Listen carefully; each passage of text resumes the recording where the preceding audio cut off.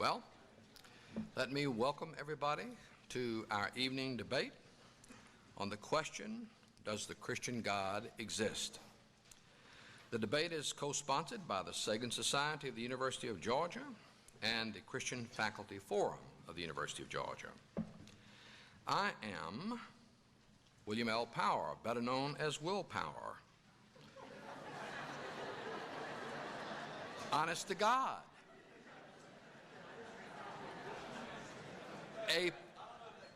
A Pelagian name, if there's ever been one. I am professor of religion in the Department of Religion, and my fields are philosophical theology, Christian theology, and philosophy of religion. Our debaters are Professor Massimo Pigliucci, an associate professor at the University of Tennessee at Knoxville, and Professor William Lane Craig, a research professor of philosophy at Talbot School of Theology in La Madra, California.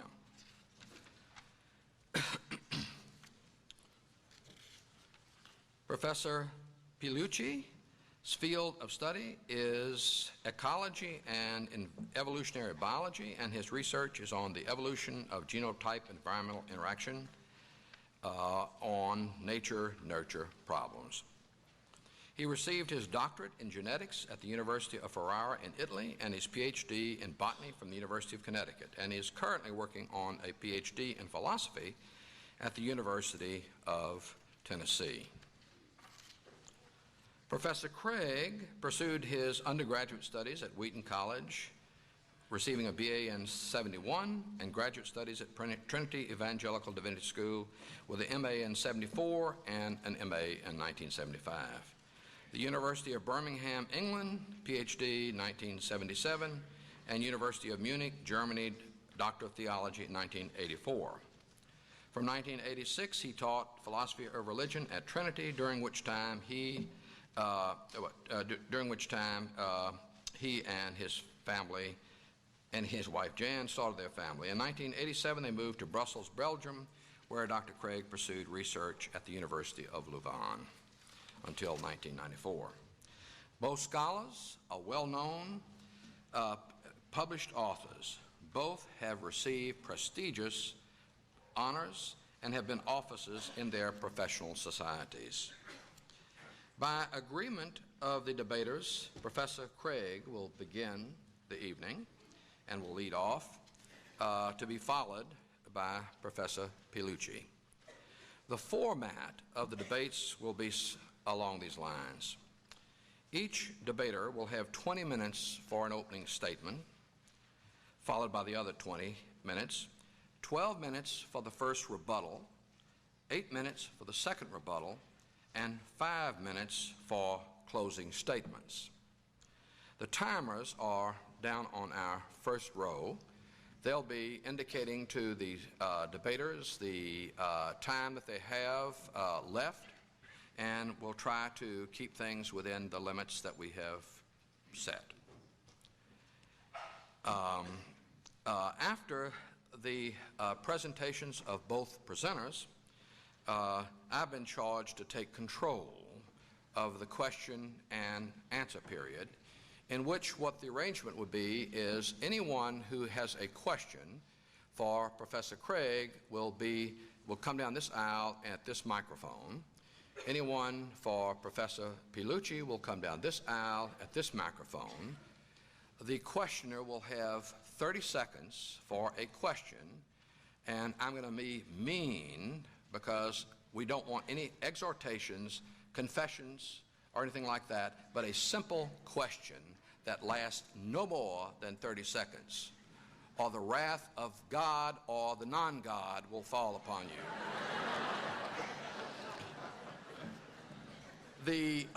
Each debater will have 2 minutes to respond to the question. The other one will have a 1-minute response to the response, and then the reverse will be in order. Let me make 3 quick announcements, and we will begin our evening debate. First of all, let me mention that access to publications from both authors can be found through the Sagan Society as well as the Christian Faculty Forum, And Dr. Pigliucci has asked that to indicate that at the end of the evening, his own book called Tales of the Rational will be available to anyone in the back of the auditorium. Furthermore, as you've probably noticed, that there will be audio and visual tapes that will be available of the debates.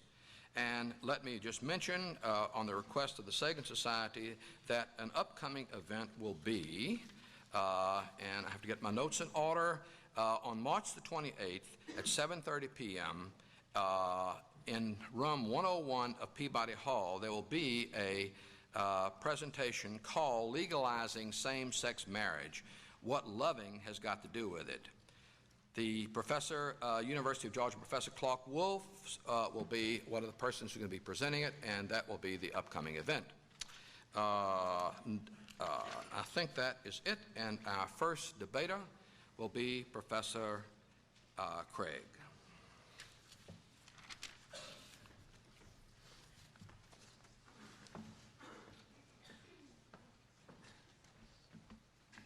Good evening.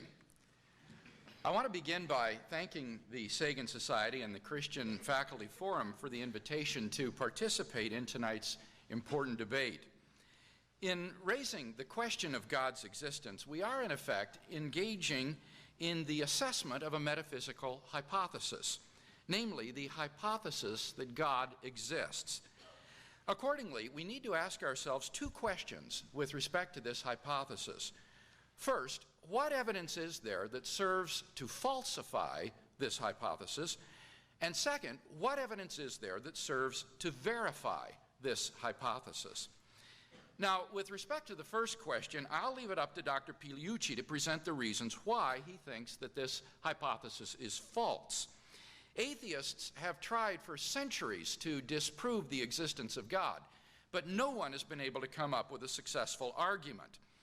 Dr. Pigliucci, on the other hand, in his article, God as a Falsifiable Hypothesis, says, my position is that belief in God can be falsified.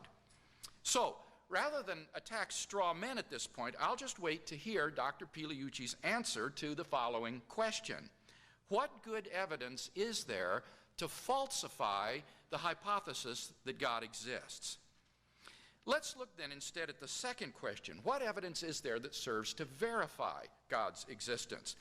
And tonight I'm going to present 5 pieces of evidence in support of the specific hypothesis that a creator and designer of the universe exists, who is the locus of absolute value and who has revealed himself in Jesus Christ. Now, whole books have been written on each one of these, so all I can do here is to present a brief sketch of each argument and then go into more detail as Dr. Pigliucci responds to them. So, first then, the origin of the universe. Have you ever asked yourself where the universe came from? Why anything at all exists instead of just nothing? Typically, atheists have said that the universe is just eternal and uncaused. But surely this is unreasonable. Just think about it for a minute. If the universe never had a beginning, that means that the number of past events in the history of the universe is infinite. But mathematicians recognize that the existence of an actually infinite number of things leads to self-contradictions. For example, what is infinity minus infinity? Well, mathematically, you get self-contradictory answers. This shows that infinity is just an idea in your mind, not something that exists in reality. David Hilbert, who was perhaps the greatest mathematician of the 20th century, states, "The infinite is nowhere to be found in reality. It neither exists in nature nor provides a legitimate basis for rational thought. The role that remains for the infinite to play is solely that of an idea." But that entails that since past events are not just ideas, but are real, that the number of past events must be finite. Therefore, the series of past events can't just go back forever. Rather, the universe must have begun to exist. This conclusion has been confirmed by remarkable discoveries in astronomy and astrophysics. The astrophysical evidence indicates that the universe began to exist in a cataclysmic explosion called the Big Bang about 15 billion years ago. Physical space and time were created in that event, as well as all the matter and energy in the universe. Therefore, as the Cambridge astronomer Fred Hoyle points out, the Big Bang theory requires the creation of the universe from nothing. This is because as you go back in time, you reach a point at which, in Hoyle's words, the universe was shrunk down to nothing at all. Thus, what the Big Bang model requires is that the universe began to exist and was created out of nothing. Now, this tends to be very awkward for the atheist. For as Anthony Kenny of Oxford University urges, a proponent of the Big Bang theory, at least if he is an atheist, must believe that the universe came from nothing and by nothing. But surely that doesn't make sense. Out of nothing, nothing comes. So why does the universe exist instead of just nothing? Where did it come from? There must have been a cause which brought the universe into being. We can summarize our argument thus far as follows. Premise 1, whatever begins to exist has a cause. 2, the universe began to exist. 3, therefore, the universe has a cause. Now, by the very nature of the case, as the cause of space and time, this cause must be an uncaused, changeless, timeless, and immaterial being of unimaginable power which created the universe. Moreover, I would argue it must also be personal. For how else could a timeless cause give rise to a temporal effect like the universe? If the cause were an impersonal set of necessary and sufficient conditions, then the cause could never exist without the effect. If the cause were timelessly present, then the effect would be timelessly present as well. The only way for the cause to be timeless and for the effect to begin in time is for the cause to be a personal agent who freely chooses to create an effect in time without any prior determining conditions.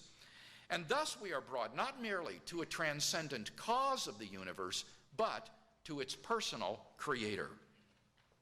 Number 2, the fine-tuning of the universe. During the last 30 years, scientists have discovered that the existence and evolution of intelligent life depends upon a complex and delicate balance of initial conditions simply given in the Big Bang itself. We now know that life-prohibiting universes are vastly more probable than any life-permitting universe like ours. How much more probable? The answer is that the chances that the universe should be life-permitting are so infinitesimal as to be incomprehensible and incalculable. For example, Stephen Hawking has estimated that if the rate of the universe's expansion 1 second after the Big Bang had been smaller by even 1 part in 100,000 million, the universe would have recollapsed long ago into a hot fireball. P.C.W. Davies has calculated that the odds against the initial conditions being suitable for later star formation, without which planets couldn't exist, is 1 followed by 1,000 billion zeros, at least. He also estimates that a change in the strength of gravity or of the weak force by even 1 part out of 10 to the 100th power would have prevented a life-permitting universe. There are around 50 constants and quantities in the Big Bang which must be fine-tuned in this way if the universe is to permit life. And it's not just each quantity that must be exquisitely fine-tuned. Their ratios to one another must also be finely tuned. So improbability is added to improbability until our minds are reeling in incomprehensible numbers. There is no physical reason why these constants and quantities have the values they do. The one-time agnostic physicist Paul Davies comments, "Through my scientific work, I have come to believe more and more strongly that the physical universe is put together with an ingenuity so astonishing that I cannot accept it merely as a brute fact. Similarly, Fred Hoyle remarks, a common sense interpretation of the facts suggests that a super intellect has monkeyed with physics. And Robert Jastrow, the head of NASA's Goddard Institute for Space Studies, has called this the most powerful evidence for the existence of God ever to come out of science. So once again, the view that theists have always held, that there is an intelligent designer of the cosmos, seems to make much more sense than the atheistic view that the universe, when it popped into being, uncaused, out of nothing, just happened to be, by chance, fine-tuned to an incomprehensible precision for the existence and evolution of intelligent life. We can summarize this second argument as follows. Premise one, the fine-tuning of the initial conditions of the universe is due to either law, chance, or design. Two, it is not due to law or chance. Three, therefore, it is due to design. Number three, objective moral values in the world.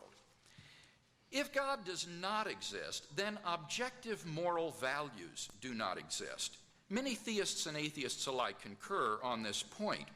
For example, Michael Roos, a noted philosopher of science, explains, the position of the modern evolutionist is that morality is a biological adaptation, no less than our hands and feet and teeth.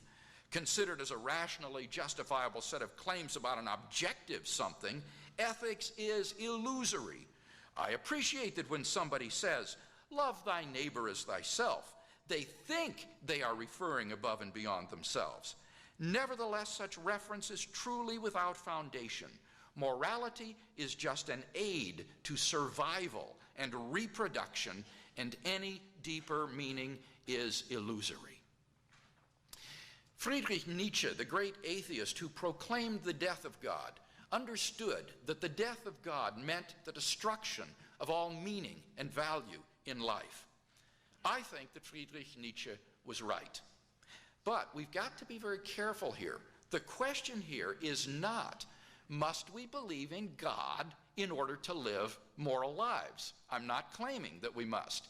Nor is the question, can we recognize objective moral values without believing in God? I certainly think that we can.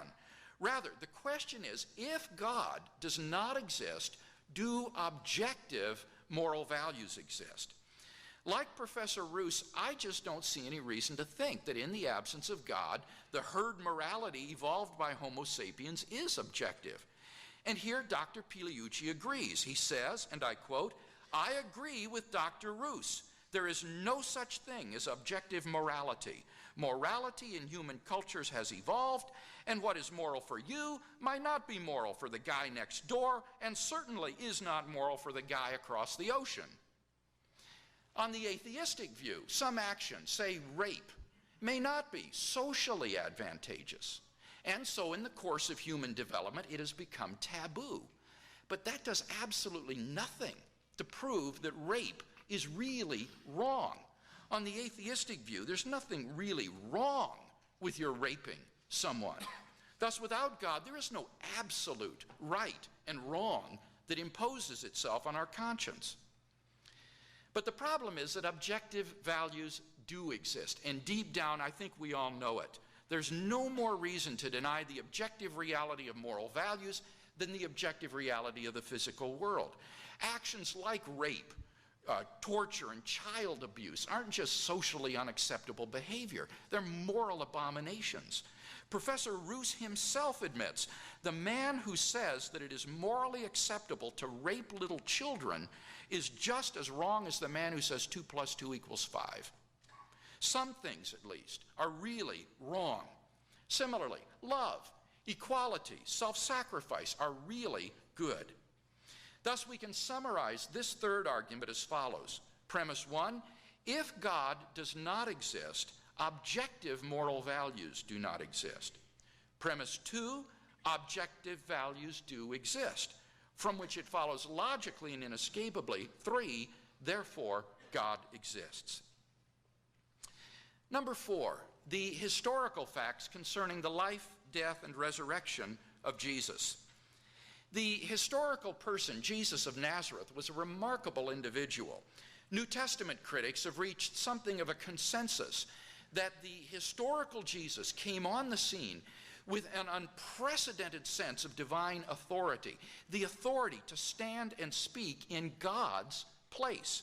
He claimed that in himself the kingdom of God had come, and as visible demonstrations of this, he carried out a ministry of miracle working and exorcisms. But the supreme confirmation of his claim was his resurrection from the dead.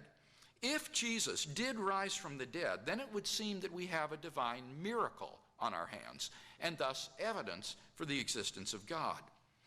Now, most people would think that the resurrection of Jesus is something you just accept by faith or not. But there are actually 3 established historical facts recognized by the majority of New Testament historians today, which I believe are best explained by the resurrection of Jesus. Fact number 1, on the Sunday following his crucifixion, Jesus' tomb was found empty by a group of his women followers.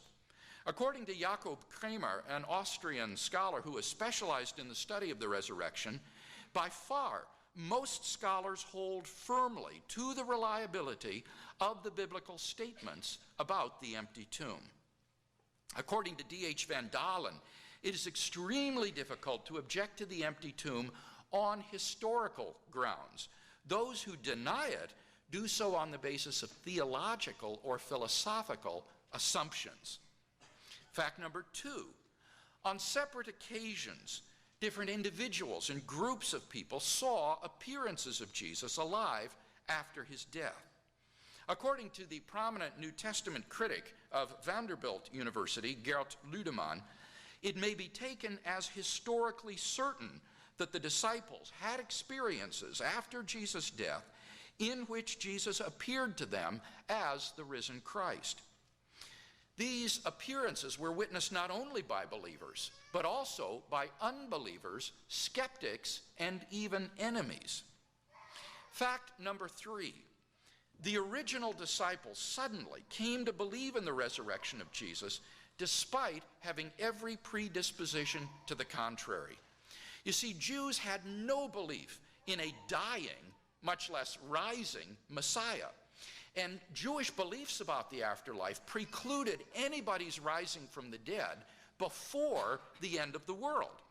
Nevertheless, the original disciples suddenly came to believe so strongly that God had raised Jesus from the dead that they were willing to die for the truth of that belief. Luke Johnson, a New Testament scholar from Emory University, muses, some sort of powerful, transformative experience is required to generate the sort of movement earliest Christianity was. N.T. Wright, an eminent British scholar, concludes, that is why, as an historian, I cannot explain the rise of early Christianity unless Jesus rose again, leaving an empty tomb behind him. Attempts to explain away these 3 great facts, like the disciples stole the body or Jesus wasn't really dead, have been universally rejected by contemporary scholarship. The simple fact is that there just is no plausible naturalistic explanation of these facts.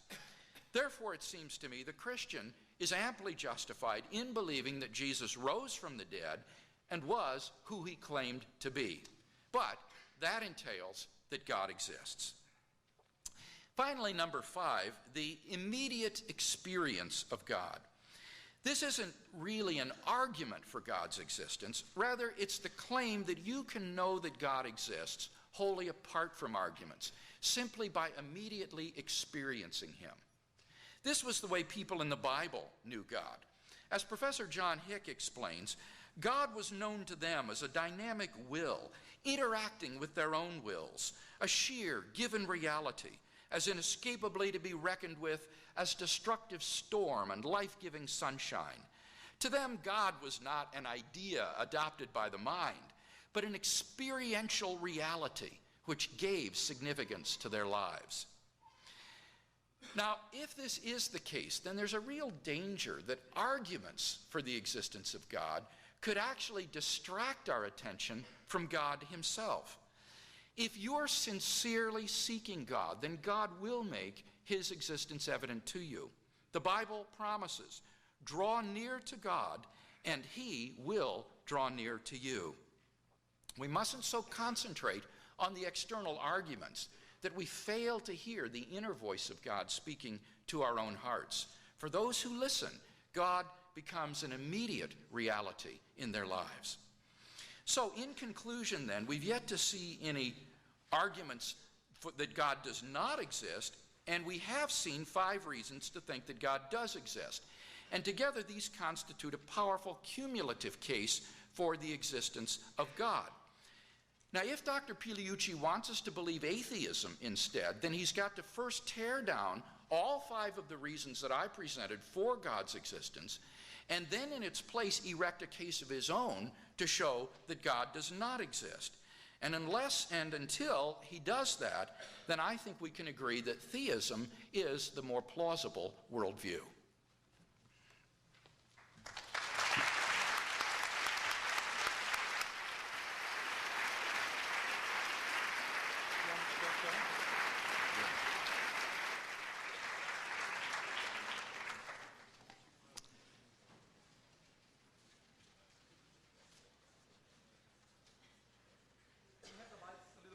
Not too much. We don't want to put everybody to sleep too early.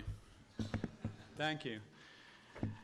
Well, thanks everybody for coming, and especially to the organizers for organizing this lively debate. I hope that we're all going to be learning something tonight from it. As Dr. Craig said, I will examine his 5 arguments in sequence, and I will try to make a point that they're actually not that convincing. In fact, they're not convincing at all. And then we'll get probably during the rebuttal time to what kind of positive arguments are possible or even needed on the other side of the debate. So my basic thesis is this. While I don't know the truth, and neither does Dr. Craig, neither of us really know what's going on here, it is beyond reasonable doubt, I think, that the Christian God is a result of the human imagination. Notice that I'm talking about the Christian God in particular and not of any concept of God. Dr. Craig spent quite a bit of time talking about generalized versions of God. This was not the topic of the debate, but I knew he was going to do that. So here's argument number 1 that he presented, the origin of the universe. Well, as you will see, I'll dispatch of the first 2 arguments very quickly here, and then we'll probably get to this in the rebuttal anyway. But the first argument is that the universe probably originated, my counter-argument is that the universe probably did originate by naturalistic means. After all, Big Bang and superstrings theory in physics are in fact theories, naturalistic theories that explain the origin of the universe. And they don't require, contrary to what Craig seems to think, as a default hypothesis, any other agency.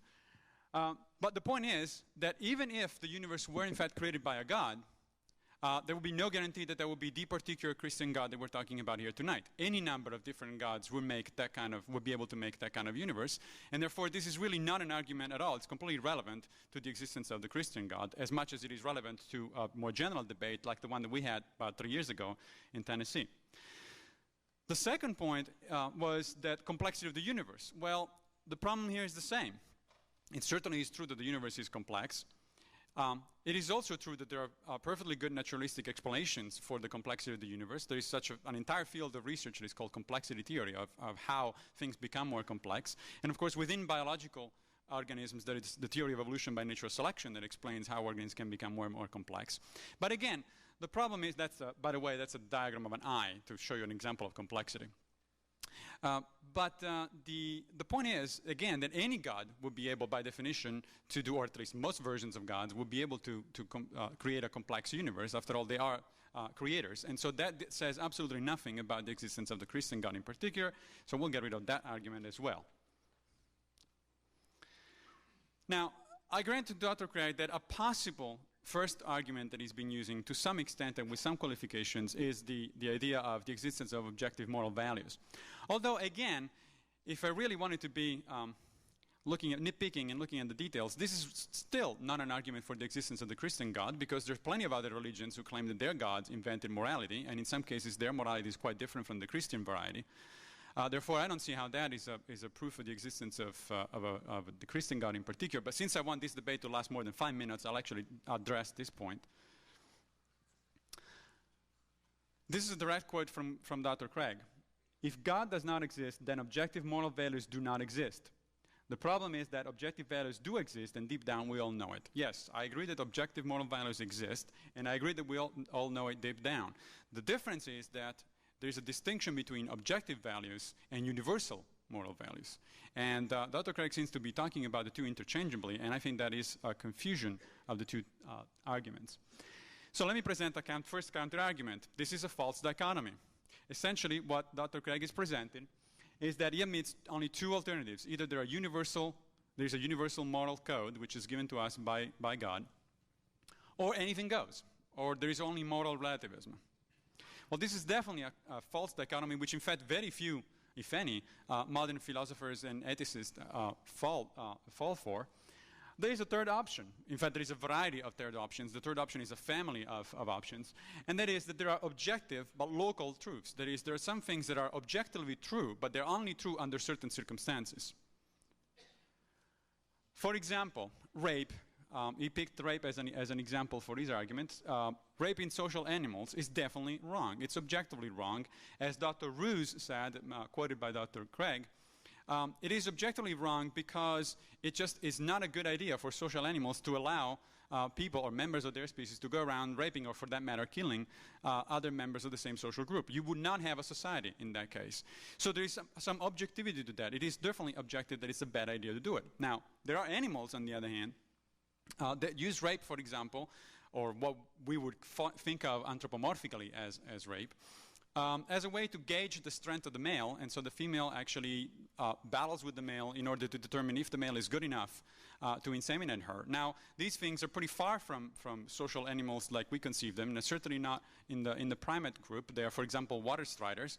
Now, for water striders, probably everybody would agree that morality doesn't even make any sense. It doesn't really apply. So there are some things that are moral and are right and are correct, they're truth, within certain boundaries. In this case, the social and biological boundaries of primates, not just human beings.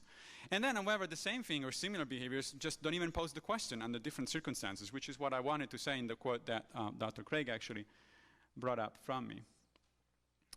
The other counter-argument is that this is simply a non sequitur. Morality can come about without a God, and it can evolve by natural selection because it is beneficial. So to state that if there are objective truths, that has to imply that that's because they come from a God, is simply not true. There are plenty of objective things that don't come from a supernatural being, and morality can be one of those. This can be demonstrated. This is not just simple talk. People have been working on these kind of problems for the last few decades.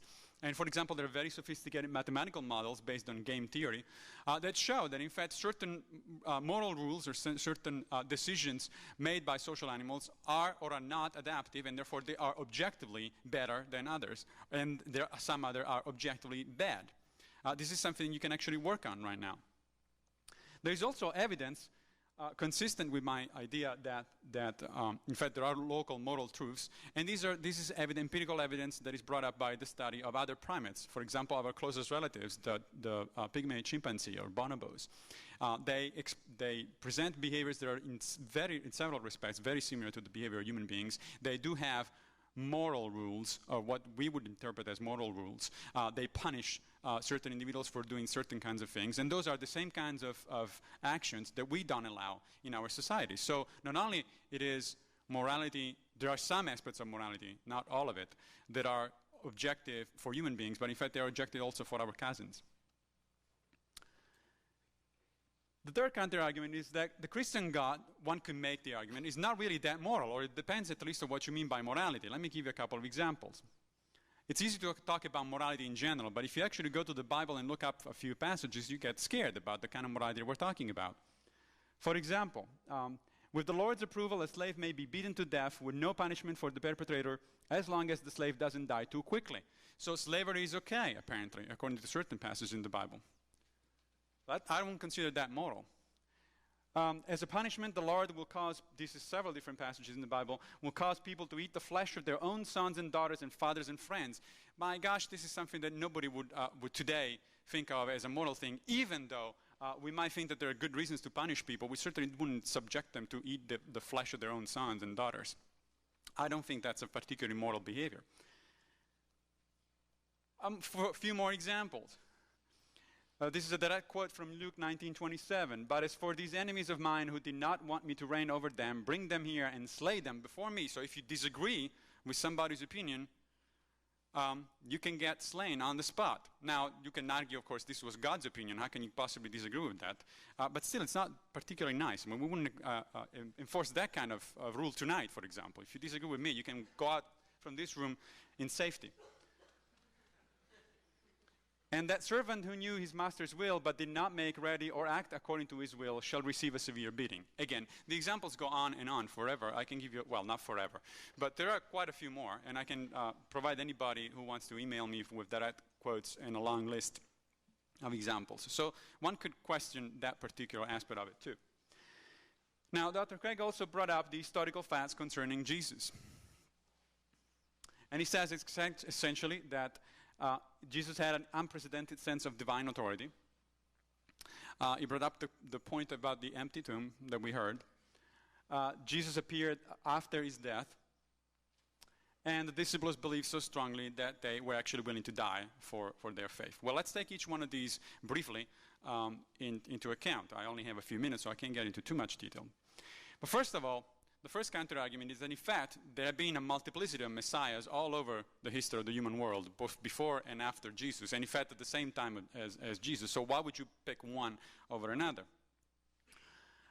There is little original, in fact, in the Christian religion, and historians and scholars of comparative religion will tell you that. The stories of the virgin birth, for example, the sacrifice, the resurrection, are found in a lot of previous cultures. Including those that influence Hebraism and therefore Christianity. For example, Egyptians, Babylonians, and some Greek myth. And these are pretty well documented. So Christians, like a lot of other religions before them, they just cut and paste, like you do in Windows, and put together new stories that are slight variation on previous ones. Also, the moral precepts of Christianity are found, in fact, in other religions or philosophies. There's nothing particularly original about that either. And if you want an example, just go and read some of Plato's dialogues. Right there is Socrates, or what some people think like Socrates looked like. And some passages in Socrates really do sound like Jesus talking to his disciples. The second argument was the empty tomb. Well, the problem with the empty tomb is that there are obvious explanations for these facts. I'm not really ready to acknowledge that these are facts. I think that these are speculations at best. Let's forget that we're talking about events, alleged events that occurred about 2,000 years ago, at which there were few witnesses, and about which it was written several years after the actual events. So I'm not sure that these were actually facts, but let's grant for a minute that they were. Well, there are much easier explanations for each one of those facts that Dr. Craig brought up. For example, it is interesting that at the time there was a practice of reburial of some criminals. Jesus was, of course, condemned by the Roman state as a criminal, and criminals were actually not even supposed to be buried if they were crucified. If they were, according to rabbinic law, they were buried in a common tomb. And so it's very possible that he was actually buried and then brought back to the final iteration. Or there are simply many documented cases in history of mass hysteria. These are documented throughout the ages, up to the 20th century, and I don't really see much of a reason to invoke the supernatural if we can have a reasonable explanation within natural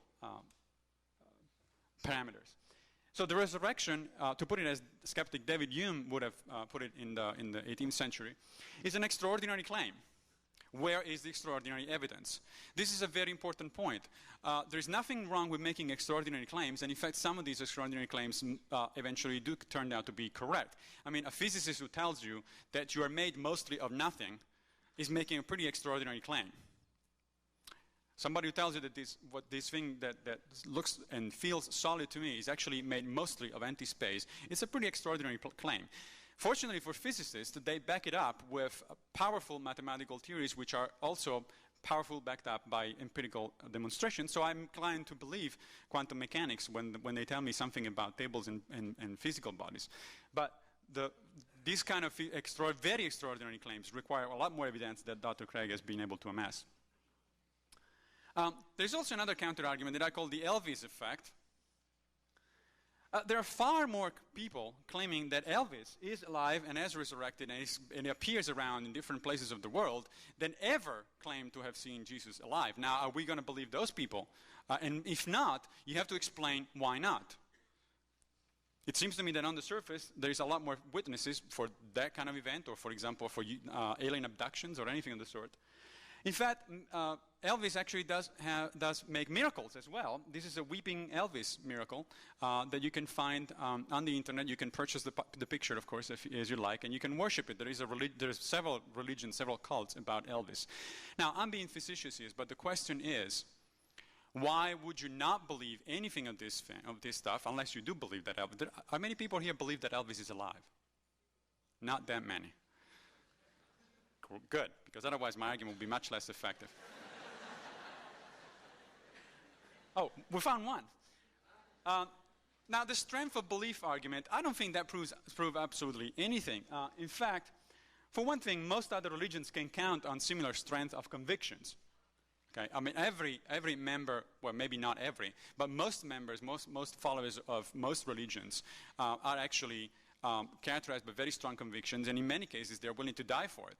We've seen examples in the 20th century, pretty recently, in the last few years. So does that make any kind of prediction about the fact that they were right? I mean, the people in the Heaven's Gate cult died because they thought that there was a UFO beyond the comet. Does anybody believe that they were right and they're now happily basking around the universe hopping on flying saucers? No, good. The Nazis believed very strongly and were willing to die by the hundreds of thousands to follow whatever that nutcase of Hitler was actually telling them to do. So obviously, being willing to die for a cause says absolutely nothing, unfortunately, about the truth of that cause.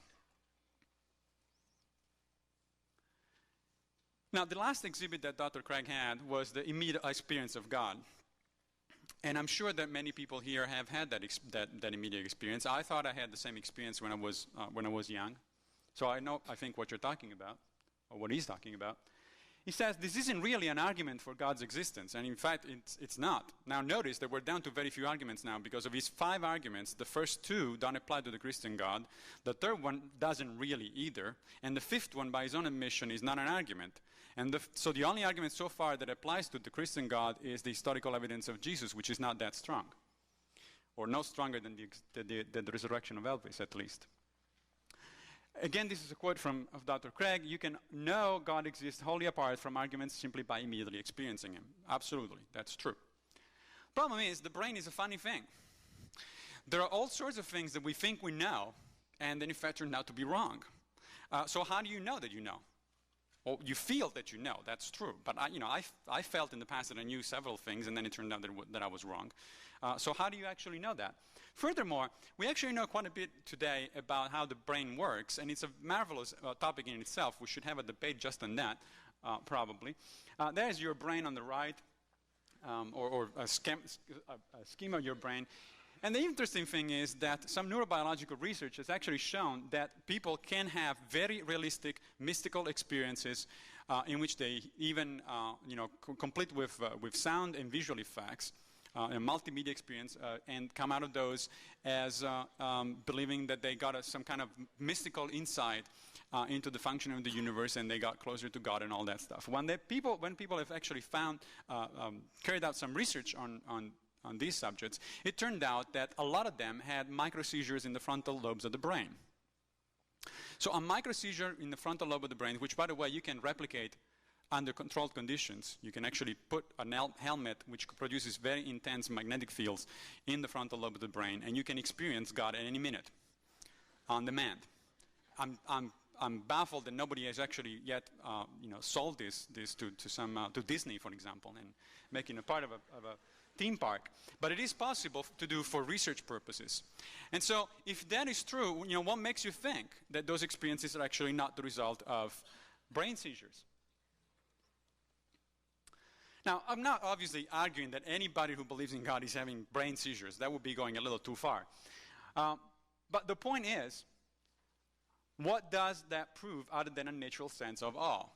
What does the feeling of having of awe and spiritual feeling with the universe, which I have and a lot of scientists that are non-believers do experience, that proves absolutely nothing. It just tells you that you have this intuition, this understanding that you're a very tiny, small little speck on a small planet somewhere in the periphery of the galaxy. But in and of itself, it hardly constitutes a proof, as in fact Dr. Craig himself has admitted. The last point that I want to address before concluding is, why bother? Why are we here tonight discussing this topic? Well, I'm not here actually to convince anybody that there is or there is not a God. This is your business.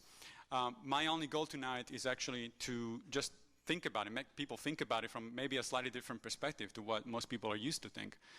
But the real important thing that concerns me is that there tends to be a very good, solid historical correlation between embracing an ideology without thinking and some very disastrous consequences. In fact, I would go as far as saying that ideologies kill. Now, not just religious ideologies. Science can kill. Atheism can kill.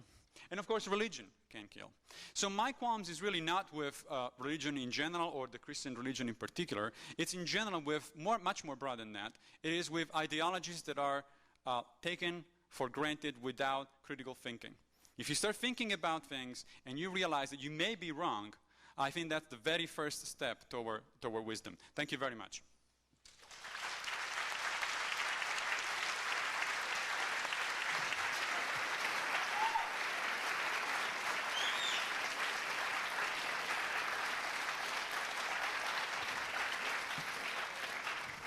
We will now have our two 12-minute first rebuttals.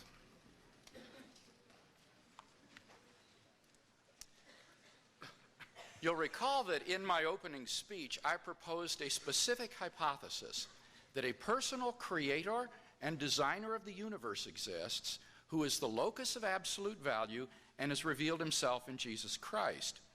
Now, I'm astonished that Dr. Pigliucci has yielded all but the last point. He admits in tonight's debate that the arguments for personal creator and designer of the universe are sound, and he's willing to even grant that he is the locus of absolute value. So the whole debate comes down to whether or not this person has revealed himself in Jesus Christ. Now, that's astonishing when you think about it, because already those first three arguments for a creator, designer of the universe narrow down the field of the world's religions to Judaism, Islam, and Christianity, so that you've already narrowed it down to those three. And the real question then is the resurrection of Jesus. Now, what's surprising about this is that this is the one area in which Dr. Pigliucci, as an evolutionary biologist, is the least expert to speak on. And yet this is where he's chosen to stake his camp tonight. So we'll have to see whether or not, in fact, he can defend that. Now, you remember I said there were two questions we need to assess tonight. What is the evidence that falsifies my hypothesis? And second, what is the evidence that verifies it? We've heard no evidence tonight to suggest that the God hypothesis is false. He simply tried to refute my evidence in verification of the hypothesis. So at best, we're left with neutrality. The only question is then whether or not we have good reasons to verify that hypothesis. Now, he did have a few things to say about my argument for objective moral values. He says that he agrees now that objective moral values exist. In fact, this is verbal agreement only when you understand what he means by moral values.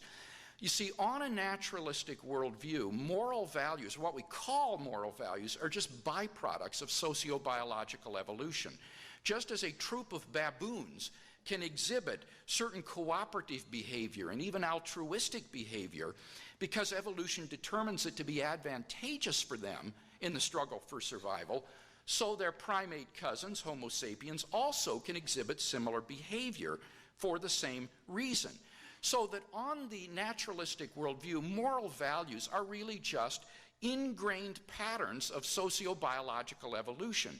They're not prescriptive moral duties. So as Michael Roos says, morality is an ephemeral product of the evolutionary process, just as are our other adaptations. It has no existence or being beyond this, though it is put on us for good biological reasons.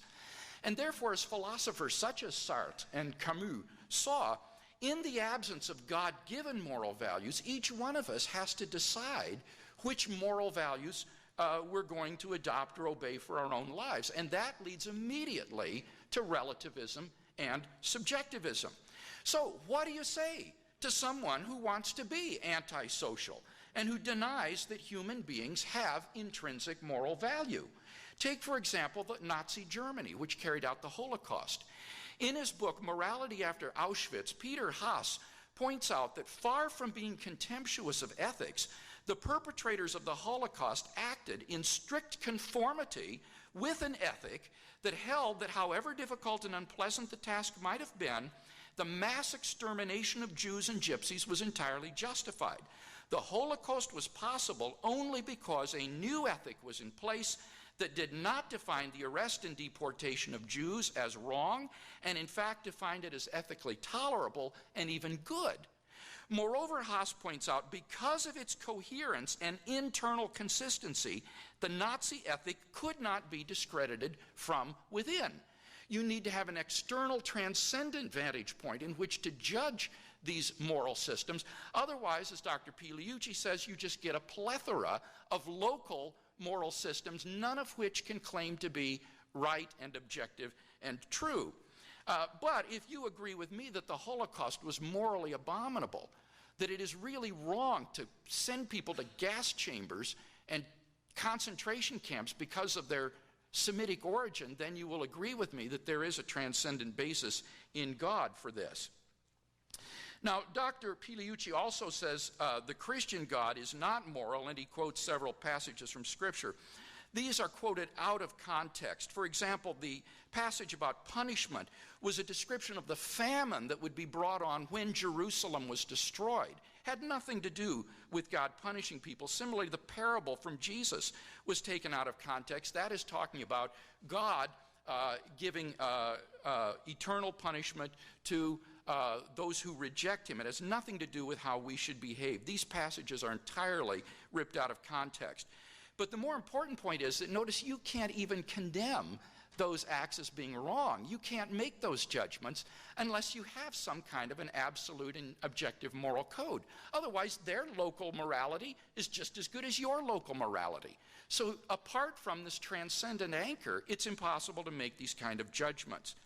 Moreover, these sorts of attacks are really attacks on the Bible. They're not attacks on the existence of the Christian God, and I'm not going to let the debate tonight get into a debate over biblical inerrancy. So I think fundamentally we've seen that without God, you cannot have really objective moral values. But objective values surely do exist. I think we all know it, and therefore it follows that God exists. Now, what about the life, death, and resurrection of Jesus? I pointed out that Jesus claimed to be the absolute revelation of God and that this was verified by his resurrection. Here, Dr. Pigliucci asserts, without any evidence, that there were many such messiahs, that the virgin birth and the resurrection are paralleled in pagan mythology. This is completely untrue, as anyone who knows the literature of the ancient world will tell you. The application of mythology to Christianity is simply a category mistake. The Gospels are not of the genre, literary genre, of myth. Rather, the Gospels are closest to the genre of ancient biography. And the book of Acts in particular is a historical writing. Moreover, it's accurate historical writing. A.N. Sherwin-White, who is a Greco-Roman historian, in his book Roman Society and Roman Law in the New Testament, says the confirmation of historicity in Acts is overwhelming. Any attempt to reject its historicity, even in matters of detail, must now appear absurd. Roman historians have long taken it for granted.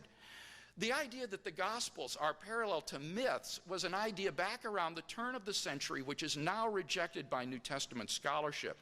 Craig Evans, in his article, Life of Jesus Research and the Eclipse of Mythology in 1993, says that there has been a major shift away from mythology as a relevant category to explain the Gospels. Rather, the Gospels are historical writing and need to be understood against the background of Palestinian Judaism, not Greco-Roman mythology. In particular, the resurrection of Jesus is unparalleled in pagan mythology. The myths of dying and rising pagan deities are just symbols of the vegetation cycle. The crops die in the dry season and come back to life in the rainy season. According to David Owen, who is an expert in comparative ancient literature, and I quote, there is no parallel to resurrection traditions found in Greco-Roman biography. So pagan mythology is just the wrong interpretive context for understanding the Gospels, and in particular, the resurrection of Jesus. Moreover, Jesus of Nazareth is unique in his claims to have been the absolute revelation of God. There is no prophet in ancient Israel that made these sorts of claims, and that's why he got crucified, because they were blasphemous. Now, those claims that belong to the historical Jesus are vindicated by his resurrection, and I presented 3 lines of evidence for the resurrection: the empty tomb, the resurrection appearances, and the origin of the Christian faith. All of these, and I want to emphasize this, are accepted by the majority of New Testament critics who have written on these subjects. So if Dr. Pigliucci tells you otherwise, he's simply not aware of the literature in New Testament studies. For example, let's take the empty tomb. He doesn't deny its historicity, but he tries to explain it away as being a reburial so that the tomb was left empty. But this is utterly implausible, because Jesus was interred by the Jewish authorities, by Joseph of Arimathea. So the Jewish authorities would know where the body of Jesus was interred and if it were moved, and they would point to it as the quickest and easiest answer to the Christian proclamation, he's risen from the dead. They would have made the disciples look like absolute idiots because they knew where the body was interred.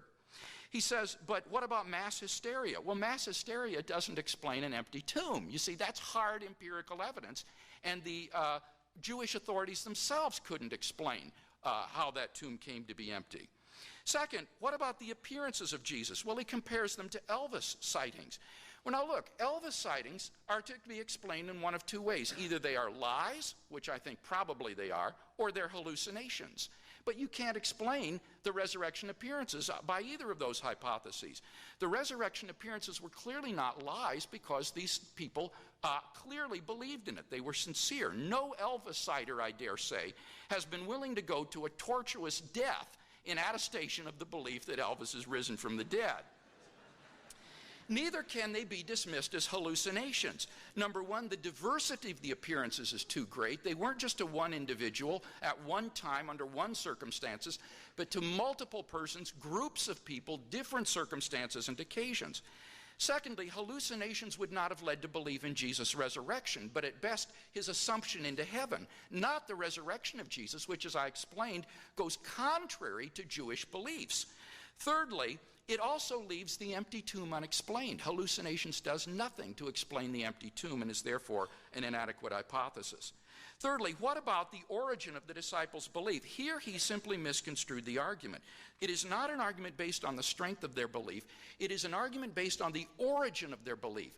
This belief is utterly un-Jewish and contrary to Jewish beliefs about the Messiah and the afterlife, and therefore it cries out for some explanation of where this originated. Apart from the resurrection itself, I cannot find any antecedent cause that would explain why these people sincerely came to believe that Jesus was risen from the dead. So those are the facts, and I think that the best explanation of them is that they were telling the truth, that Jesus was risen. What about the immediate experience of God? He says the brain can be induced to have religious experience. The problem with that argument is the brain can be induced to have experiences of the external world and physical objects. Do we therefore think that the external world is illusory? Does anybody here think that they might be a brain in a vat of chemicals being stimulated by a mad scientist to believe in the external world that you're here in this lecture hall? Obviously not. His argument leads to skepticism. There are certain kinds of properly basic beliefs, like belief in the external world, or I would argue belief in the existence of God, which is grounded in our immediate experience, and unless he can provide a defeater for that belief, we are rational to entertain and to hold that belief as Christians do.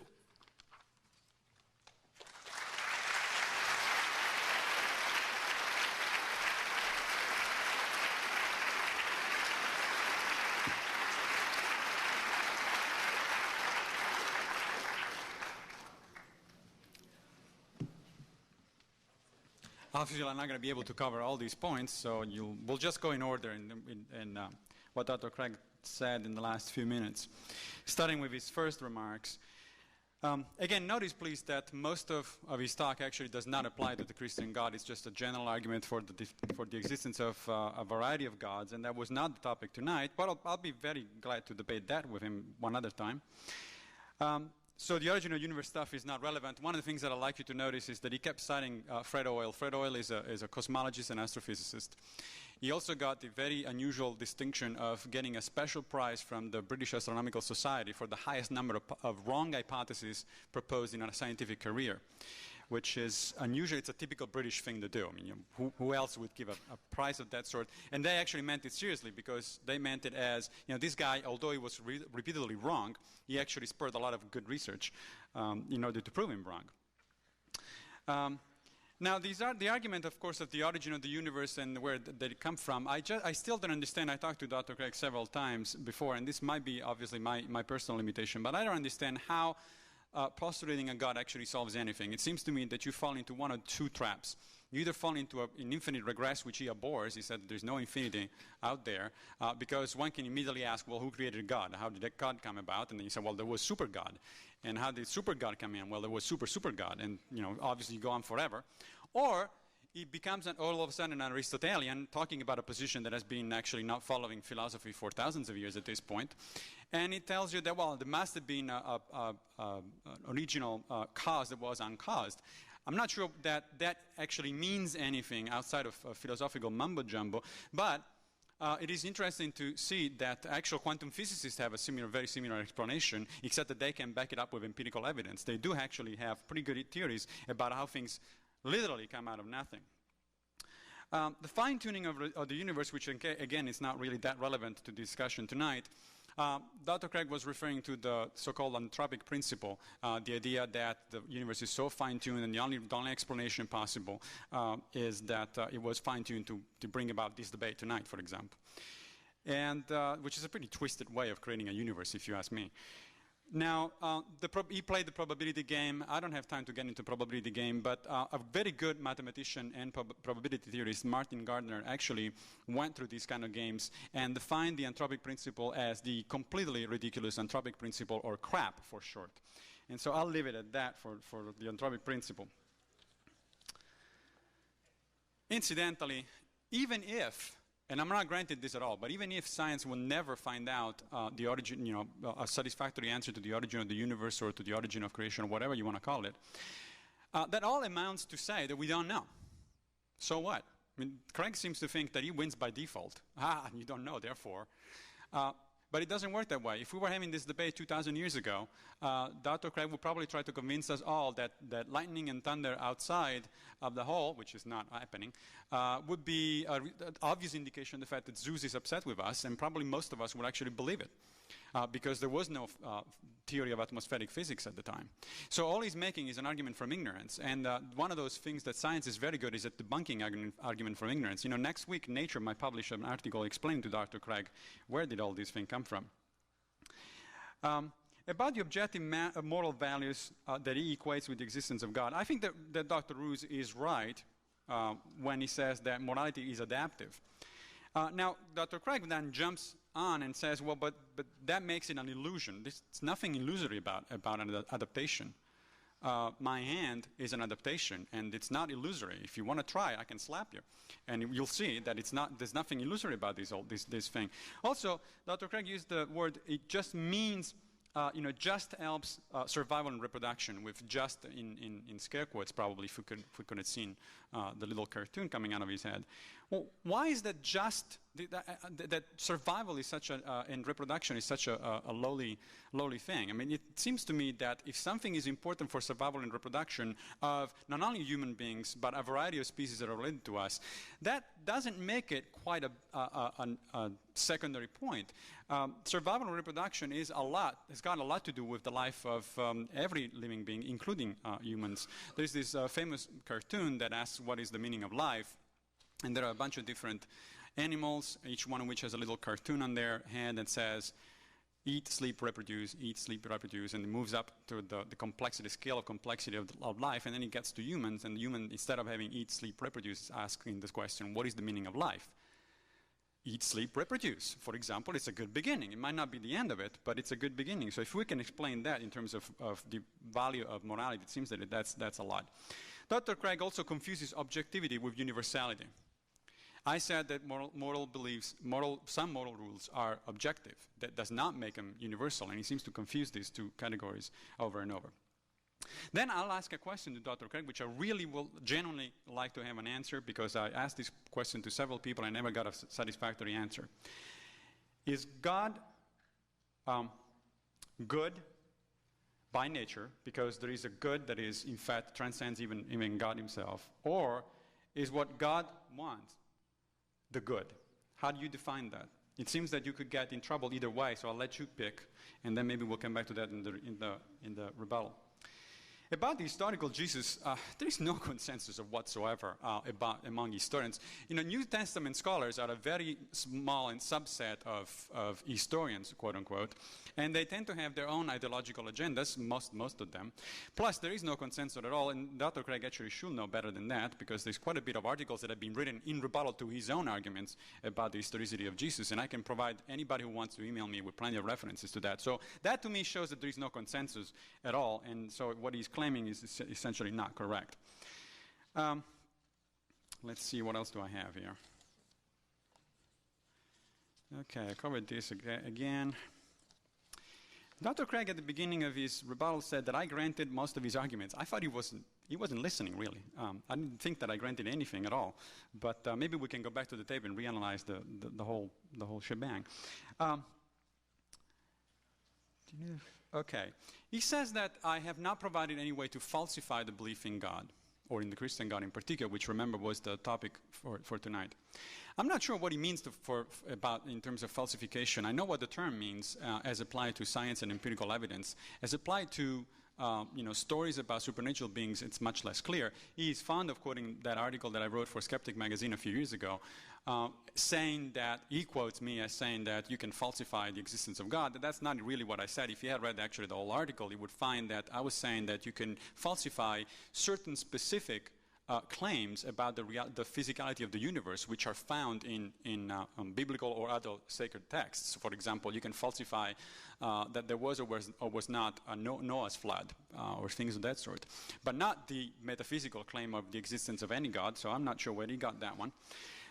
However, the question I'd like to ask you is, do you need a positive argument not to believe in, say, leprechauns or Santa Claus? Or do I just need to make an argument that whatever reason you provide me for believing in Santa Claus can be debunked pretty easily? You say, hey, I found the toys under the tree last Christmas. Yes, but there is such a thing as a toy industry, and actually your father has a credit card, and here's the statement. It shows on your credit card, on your father's credit card. So that's a pretty good explanation of a piece of empirical evidence. Do I really need to demonstrate that there is no Santa Claus? No, of course I cannot demonstrate that there is no Santa Claus. You cannot demonstrate that there is things that you cannot touch, you cannot see. They don't have any effect on the physical world outside of what Dr. Craig was saying. So I don't think that the falsifiability argument is very strong, in fact, strong at all. He defined morality as an ephemeral product of evolution. Well, let's see. If we're talking about the kind of moral rules that are common between humans and chimpanzees, that's as ephemeral as 6 million years. I don't know if you guys have an idea what 6 million years is, but it's a long time. I don't call that as ephemeral. And it's probably much longer than that, because we don't know anything, of course, of the behavior of extinct fossil species that existed related to primates. Now, then he asked, what if you want to be destructively asocial? You can do that, and we'll lock you up. That's why it is wrong to be destructively asocial, because most people wouldn't go for it, and therefore you're going to be locked up. Why do you think we have prisons and structures of that sort? Because it is not okay within a society to be destructively asocial. You can be asocial in a non-destructive way. There's nothing wrong with that. About the Holocaust, it's interesting that we keep throwing at each other Hitler here. I put it on the slide, and then he mentioned the Holocaust and things of that sort. Dr. Craig, during our last debate, mentioned, which is available on both of our websites, actually went so far as claiming that Hitler was a good example of what an atheist belief can do. And he should know better than that, because Hitler was not an atheist at all. As a matter of fact, he was a Christian. He was helped by the Catholic Church. who notoriously and historically didn't have a particularly high sympathy for the Jews. So I'm not sure where he gets this Holocaust stuff in his Holocaust history.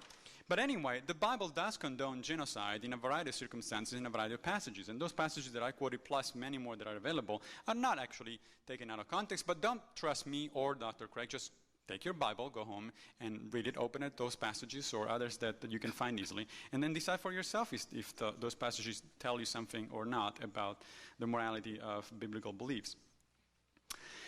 It is also definitely not true that there were no other messiahs or virgin births or resurrections or things of that sort that had occurred in antiquity or allegedly occurred in antiquity, and they were known to the Jews at the time of Jesus. This is simply historically false. It's very easy to back up if you pick up any book on mythology. And now, of course, he says that the Gospels are not.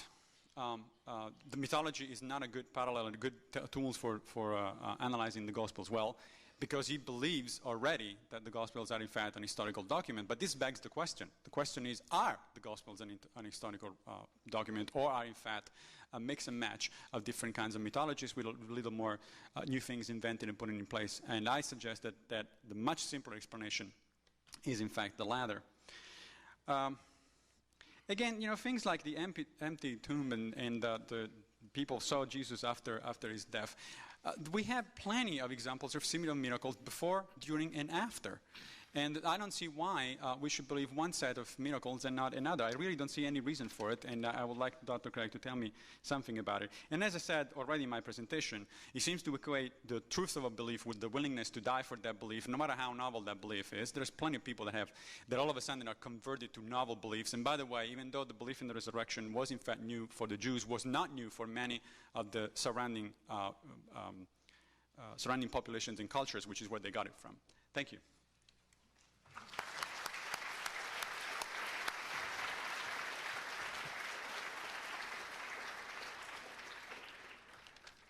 We will now go into the second set of rebuttals, lasting 8 minutes for each debater.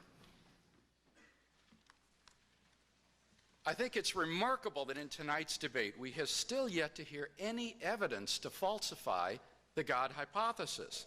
In his last speech, Dr. Pigliucci said, we don't have to have a positive argument to believe that God doesn't exist. Look at Santa Claus. We don't need a positive argument not to believe in him. I would submit on the contrary. Anytime you make a claim that something doesn't exist, that is a claim to knowledge, and therefore you have a burden of proof to justify it. Scott Schalkowski, in his article in the American Philosophical Quarterly of 1989, makes this point very well. He says, the reason adults disbelieve in Santa Claus is not simply that there is no good reason to think that he exists, but because we have good reasons to think that he does not. So Dr. Pigliucci similarly needs to give us good reasons to think that God does not exist. Schalkowski concludes there is no good reason for the presumption of atheism that is prevalent in many Western intellectual circles. I have been unable to find a good argument which places differential burdens of proof on theists and atheists. There is no justification for the current atheistic rage in the absence of atheological apologetics. The absence of such apologetics is quite striking, and it's certainly been striking in tonight's debate. So, do we have then good reasons to verify that hypothesis? Well, I think we do. First, consider the argument from the origin of the universe. Here we did get some argumentation now in the last speech. He says quantum physics has shown that things can begin to exist without a cause. They can come from out of nothing. That's a total misrepresentation. The quantum vacuum is not nothing. The quantum vacuum is a sea of fluctuating energy endowed with a rich physical structure and governed by physical laws. It is no exception to the principle that whatever begins to exist has a cause. Secondly, I pointed out the universe began to exist, and we've heard no refutation of this point tonight other than an attack on Fred Hoyle's credibility. But Stephen Hawking, in his most recent book, The Nature of Space and Time, says today almost everyone believes that the universe and time itself had a beginning at the Big Bang. From those two premises, it follows inescapably that therefore the universe had a cause. And all Dr. Pigliucci does here is say, well, who created God? The answer is that for something that is timeless and eternal, such as God must be, there is no cause. Whatever begins to exist has a cause is the relevant premise. But if something is timeless and eternal, then it's impossible for it to come into being. So there isn't any cause for that. Of course, you can't say that about the universe anymore because the universe is shown to have had a beginning. What about the argument from fine-tuning? Here he simply says the anthropic principle is crap, and I agree with him because the anthropic principle was an attempt to explain away the need for a designer. So I agree with him on that. The point is he's never been able to show how either law or chance could account for the fine-tuning of the initial conditions of the Big Bang, which point to an intelligent designer. Finally, what about objective moral values? Here he says, well, these adaptations like my hands are not illusory. Well, of course not. What Michael Roos said, any meaning beyond there being mere adaptations is illusory. He says, but if you're antisocial, then you might be locked up. Right. Now, see, that only shows that this behavior may be risky. It doesn't show that it's morally wrong. Somebody like a Jeffrey Dahmer didn't do anything wrong. The mistake was they got caught. The enlightened rapist or pedophile will only calculate his actions so that he will rape or attack women and children where there's a high probability that he won't get locked up, that he'll get away from it. That way he can pursue his self-interest and his unbridled passions without having to worry about the social consequences. And that's all that Dr. Pigliucci has been able to offer us as to why these actions are wrong. Richard Taylor is an atheistic ethicist. Listen to what he says. The infanticide practiced by the ancient Greeks did not violate their customs. If we say that it was nevertheless wrong, we are only saying it was forbidden by our ethical and legal rules. And the abominations practiced by the Nazis are forbidden by our rules, but obviously not by theirs. So how can Dr. Pigliucci, on an evolutionary view, condemn the ancient Greeks or the National Socialist Nazis of Germany for having their own local ethic that they thought was fine? Absent God, you cannot condemn these things. Dr. Pigliucci says, well, is God good by nature, or is the good what God wills? I would say God is good by nature. He says, go read your Bible. Well, at least we do agree on that point tonight. Go read your Bible. So if you think that there are absolute moral values, and I think most of us do, we need God as a transcendent anchor for those. Finally, what about the life, death, and resurrection of Jesus? He asserts there is no consensus on these issues. What I said is that the majority of scholars who have written on these subjects agree with these three facts. Now, certainly there are others who disagree, but the majority of view is that the empty tomb, the appearances, and the origin of the Christian faith are historical. He says, but there were other messiahs at that time. Sure, there were lots of political messiahs who claimed to be the political liberator of Israel. But none of these claimed to be the absolute revelation of God, claimed to inaugurate the kingdom of God, to be, in effect, the Son of God himself. In that sense, Jesus of Nazareth was unique. Dr. Pigliucci says, well, why believe these miracles rather than others? Simply because there's good historical evidence for these. The empty tomb, the appearances of Jesus, the origin of the Christian faith. He doesn't refute any of these or defend his explanations of them, except to repeat himself that the resurrection may have been new for Judaism, but not for other cultures. I disputed that in the first place. There are no pagan parallels to the resurrection of Jesus. I defy him to show me one. But secondly, in any case, it is absurd to think that the original disciples believed sincerely Jesus was risen from the dead because of pagan mythology. You have to explain the origin of this belief within a Palestinian Jewish context, and you can't do that without appeal to the event itself. As for the consensus of scholarship, I quote from an article in the Journal of the American Academy of Religion, volume 68, in the year 2000. This is from Mark Allen Powell. He says, the dominant view of the Passion narratives today is that they are early and based on eyewitness testimony. So the Passion narratives, which is the crucifixion, the death of Jesus, and so forth, this is based upon eyewitness testimony. This is historical writing. It's not to be explained through the category of mythology. Finally, as to the immediate experience of God, Dr. Pigliucci did not come back on this. My point was that on his epistemology, it leads to utter skepticism because you can induce anything in the brain to hallucinate.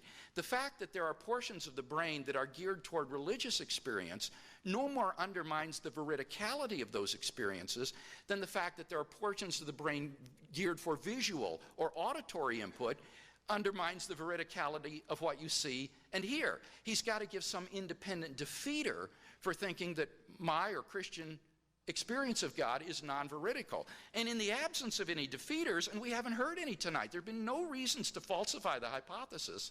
There's simply no reason why I shouldn't trust my experience of God. He's real to me, and in the absence of a defeater of that, I'm perfectly rational in retaining that belief.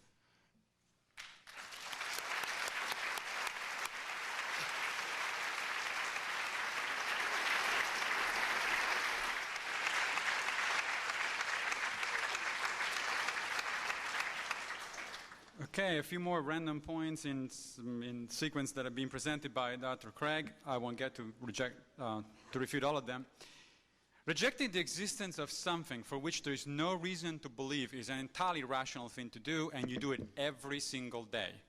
You don't believe in leprechauns, you don't believe, most of you, don't believe in unicorns, you don't believe in the fact that there are invisible people that hold together this table and don't let it fall apart, and all sorts of other beliefs. You just don't have those beliefs. On the other hand, you cannot prove that there are no leprechauns. You cannot prove that there are no unicorns. You cannot prove that there are no invisible people around here that are holding this table together. Why don't you believe it? Because it's very rational and it's very, very, very logical not to believe things for which there is no evidence if those things require extraordinary leaps of faith, if they violate basic laws of physics and biology with which we're all familiar. Quantum mechanics, we've been throwing quantum mechanics at each other tonight, and the interesting thing is that one of the best physicists who has ever worked on quantum mechanics, Richard Feynman, once said that if you think you understand quantum mechanics, you don't understand quantum mechanics, so there's a good chance that we're both wrong on quantum mechanics anyway. It would be nice to have a physicist in the... Is there a physicist in the hall? One. Okay, one of my understandings of quantum mechanics, which as I said could be wrong, is, for example, that one of the major findings of quantum mechanics is exactly to put in question one of Dr. Craig's fundamental arguments, the causality, the cause-effect relationship. There are, in fact, under certain circumstances, quantum phenomena that defy our understanding of cause and effect. And he says, well, yeah, the underlying quantum field is not nothing. It's pretty damn close to nothing, and especially because nobody understands what actually it is. He might mischaracterize quite a bit my hallucination argument. It did not point to a total skepticism. I'm certainly not a total skeptic. I'm way up there with philosopher Bertrand Russell, who once said that he will wish philosophers who don't believe in the existence of reality to get into a car and drive straight into a wall at a speed that is proportional to their belief that that wall is not there. So I'm definitely a realist from that perspective. My point was simply that there is a simpler explanation, and here is again, Dr. Craig doesn't seem to understand a basic tenet of not only scientific but in fact rational thinking. If there is a simpler, much simpler, significantly simpler explanation for a set of circumstances, you should go for that one first, unless there is extraordinary evidence that the alternative explanation is actually better. So if somebody tells you that, well, I just hear God talking to me right now, it's much more likely that I'm having an hallucination than actually God is talking to me right at this moment. That doesn't mean that it's impossible that God is talking to me at this moment. Of course, if that were the case, I would immediately switch sides and go on the other side of this debate. But the point is, it's a matter of what is reasonable. I said right at the beginning of this debate that the point here is what is reasonable beyond what is reasonable to understand and to believe, not what is true or not true. Neither Dr. Craig nor I actually have any foggy idea of what is true or not true. At least I don't, and I don't think he does either. Adaptation is not enough. It's not good enough for Dr. Craig to justify moral beliefs, even though they're local in the sense of actually applying to a large variety of species, and they're temporal in the sense of applying to through millions of years of history. Well, I don't really think that we need any more than that. I mean, why is it that adaptation is not enough of an explanation? Why is it we are somebody is obsessed with these absolute moral truths? I don't see why we need them. We seem to have a good society that works pretty well without them. We never actually follow these absolute moral rules anyway, and certainly not any particular religion. People that belong to a particular religion actually have followed. Look at the history of Christianity for itself, for example. Evolution does have a very effective way of condemning things that don't work. Extinction is final. You're out of the game. So if societies that don't work collapse, individuals that don't have adaptive behaviors eventually get eliminated, or at least their genetic line gets eliminated. So that's the ultimate price to pay, and that is why there is no such a thing as the perfect crime, and there is no such a thing as the wise rapist. Now, Dr. Craig answered my question about the goodness of God by saying that God is good by nature. But that means that there is such a thing as the good independently of God, and to which God actually conforms himself. But if that's the case, you don't need God to be good. All you need to do is to find another way to find out what good is and follow it. There's no need for an intermediary.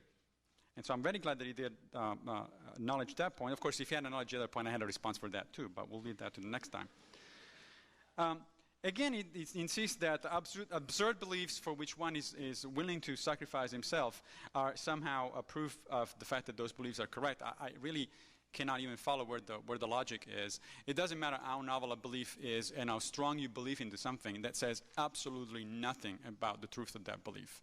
There are plenty of people that believe all sorts of things for all sorts of bizarre reasons. There are all sorts of people that believe novel things.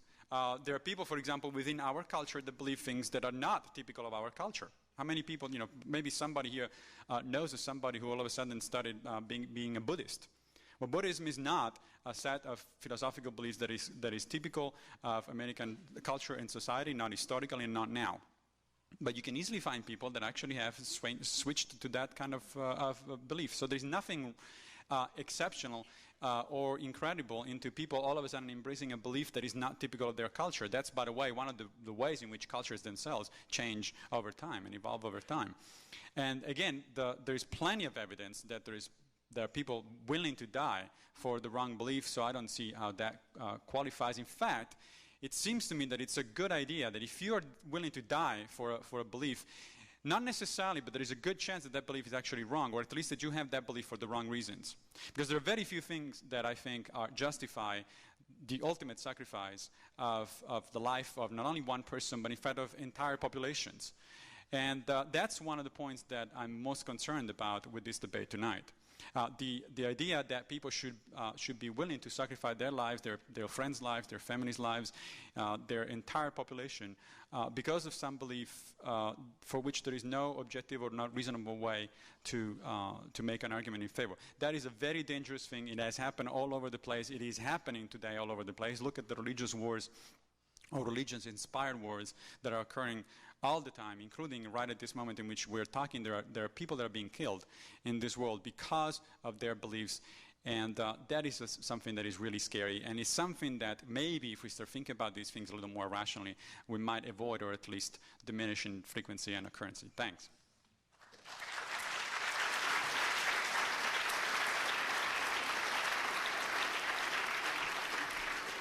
We'll have a 5-minute final statement from each debater. In my closing speech, I'd like to draw together the threads of the debate and give some assessment of the arguments. First, have we seen any reasons tonight to falsify the God hypothesis? I think the answer is clearly no. Dr. Pigliucci simply says that we reject things due to the absence of evidence. Not always, only sometime. For example, if we were to say, is there an elephant in this room? The absence of any evidence would be a good reason to think there is no elephant in this room. But if someone were to assert there is no flea in this room, would the absence of evidence for the flea be a good reason to think there's not a flea in the room? Well, clearly not. The point is that absence of evidence is evidence of absence only in a case where if the thing did exist, you would expect to have some more evidence of it than what you do. And in the case of God, Dr. Pigliucci simply hasn't shown us that if God did exist, that we would expect to have more evidence than such as I've laid out tonight. He says, well, what about other things like leprechauns? They violate the laws of physics and biology. Exactly, that's my point. You have positive reasons to not believe that those things exist. But in the case of God, this doesn't violate the laws of physics and biology. We've had no good reason tonight to think that the God hypothesis is false. On the contrary, any evidence that's been given tonight has been on the side of verifying this hypothesis. First, I argued that God best explains the origin of the universe, and all Dr. Pigliucci could do in his last speech was appeal to the quantum vacuum as being close to nothing. Let me quote from Bernhard Kanitzscheider, a German philosopher of science, on this. Vacuum fluctuation models, he says, are far from being a spontaneous generation of everything from naught. The origin of that embryonic bubble is really a causal process, leading from a primordial substratum with a rich physical structure to a materialized substratum of the vacuum. This process includes that weak kind of causal dependence peculiar to every quantum mechanical process. So it is simply false that quantum mechanics gives us any idea of the origin of something out of nothing, and yet that's what the atheist has to say about the Big Bang if he denies that God exists. With regard to the fine-tuning of the universe, he hasn't come back on that point. It's preposterous to think that this finely tuned universe just popped into being out of nothing, replete with these conditions requisite for the existence and evolution of intelligent life. Third, objective moral values. He says adaptations are enough. Well, now, they might be enough to govern a society, but that's not my argument. My argument is that these objective values do exist, that we do apprehend them, and therefore it follows logically and inescapably that God exists. My argument is not an argument that you need God to have a working society. He says, well, if the good is independent of God, then we don't need God. No, what I said is that God's nature is good. God is good by nature. The good is the character of God himself. God is by nature loving, holy, fair, just, and so forth. And this expresses itself to us in the form of commandments, which become our moral duties. So there's no dilemma here. God's nature is the good. But notice, on his view, we are lost in socio-cultural relativism without any grounding for moral values. What about the life, death, and resurrection of Jesus? He couldn't deny the facts of Jesus' radical personal claims or the empty tomb or the appearances of Jesus. All he could do is repeat that people believe weird and novel things. But again, the point is that within Judaism, the disciples confronted with the crucifixion of Jesus would probably at most have preserved their master's tomb as a shrine where his bones would reside until the resurrection at the end of the world. They wouldn't have come up with this absurd and un-Jewish idea that he was already risen from the dead. So any historian who's responsible studying the historical Jesus has to give some explanation of the origin of that belief, and Dr. Pigliucci hasn't been able to do that tonight. Finally, the immediate experience of God. He says there's a simpler explanation, namely that there is no God. But look, it's a simpler explanation to say there is no external world either. The external world is fantastically complex. Why posit it? Well, simply because we trust our experiences in the absence of a defeater. And we haven't heard any defeaters tonight for why I should deny or distrust my experience of God. In conclusion, I want to say simply that I myself wasn't raised in a Christian family or a church-going family, but I, as a teenager, began to ask the questions about the meaning of life. I began to read the New Testament, and as I did so, I found an experience of God there that changed my life. And I want to invite you to simply do the same thing. When you go home tonight and you're lying in bed, before you go to sleep, ask yourself, could there be a God who exists, who loves me, and has revealed himself in Christ? And begin to read the New Testament as I did. It could change your life in the same way that it did mine. Thank you.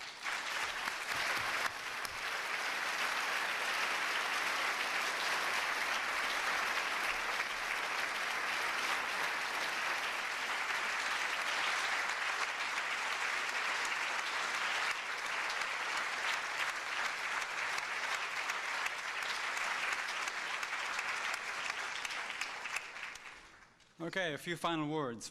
It seems to me that Dr. Craig tried 5 arguments tonight, and I won't repeat them because we went both over them several times.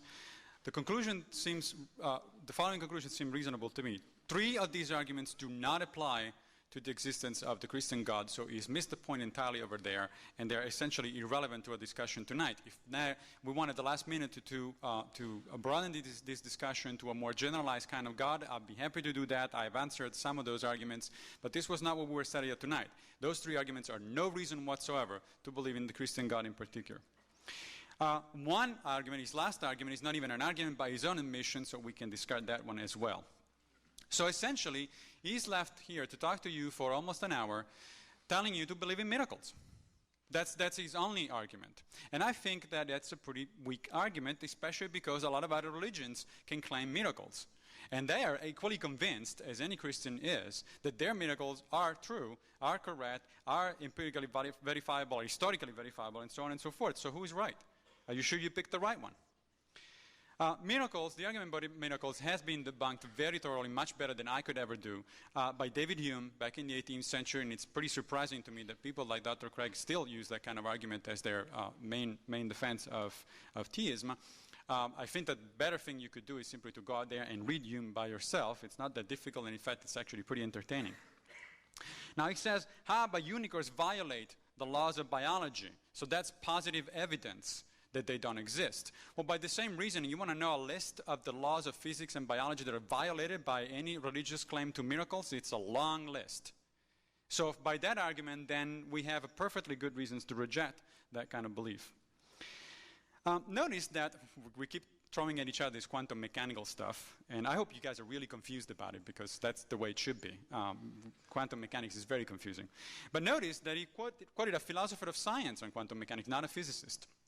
Now, as the moderator said in the beginning of this debate, I am pursuing a degree in philosophy, so I have the utmost respect for philosophers. I don't want to insult any philosopher present in here. On the other hand, I also know, and I've read several papers by philosophers of biology, and I can tell you that I can find plenty of mistakes and misunderstandings of biology in those writings, so I wouldn't really put particular faith in what a philosopher of science says about quantum mechanics. Again, remember Feynman's saying that not even physicists really understand what they're talking about when it comes to quantum mechanics. Objective values do exist. Local objective truths do exist.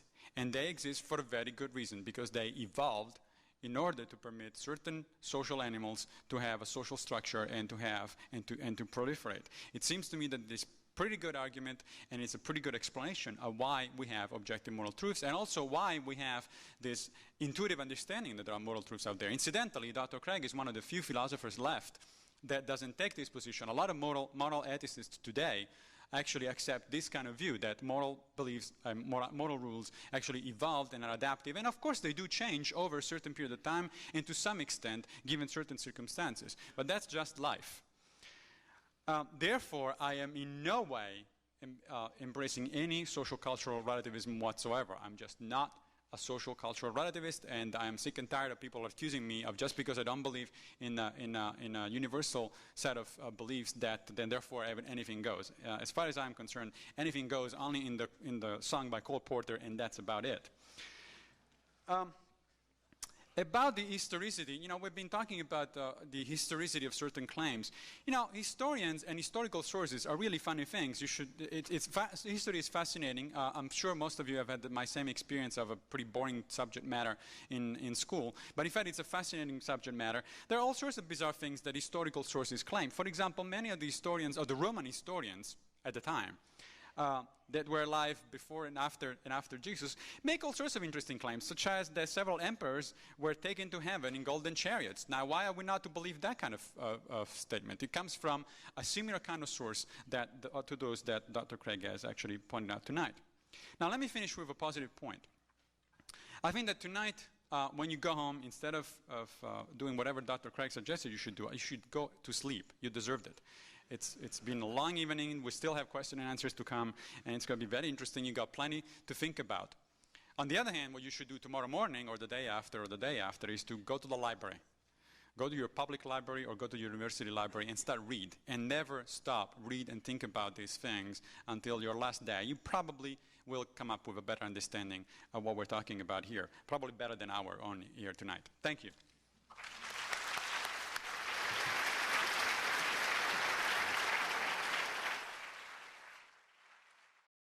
I noticed that a lot of people are sort of fanning. It's kind of warm in here. I suggest that I'm going to do it. You might want to remove a coat, nothing more, to be somewhat comfortable. We're going to start the questions in a few minutes, and I wanted to sort of go back over that. Let me make one remark as the moderator. I think you've heard a presentation on the left of what could be called classical supernatural theism. On the right, I think you could claim that you have heard a presentation of classical non-theistic naturalism. And by a simple logical principle, both of these positions can't be true, but both might be false. And there may be a third alternative, and I've got it.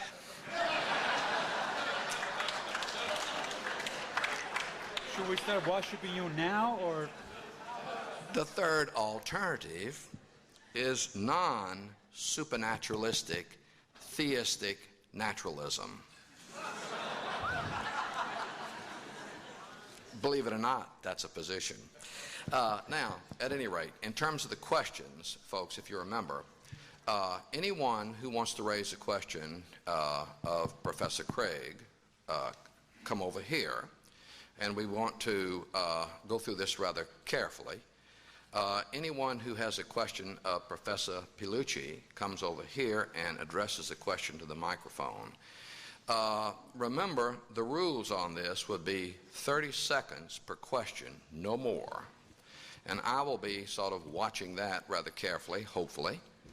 Then there will be a response to the question of the person to whom the question is asked. And then the opposite side will give a 1-minute response to either the question or the response to the question. So I got confused. Okay, go ahead. You got it. You got it? Yeah. Okay.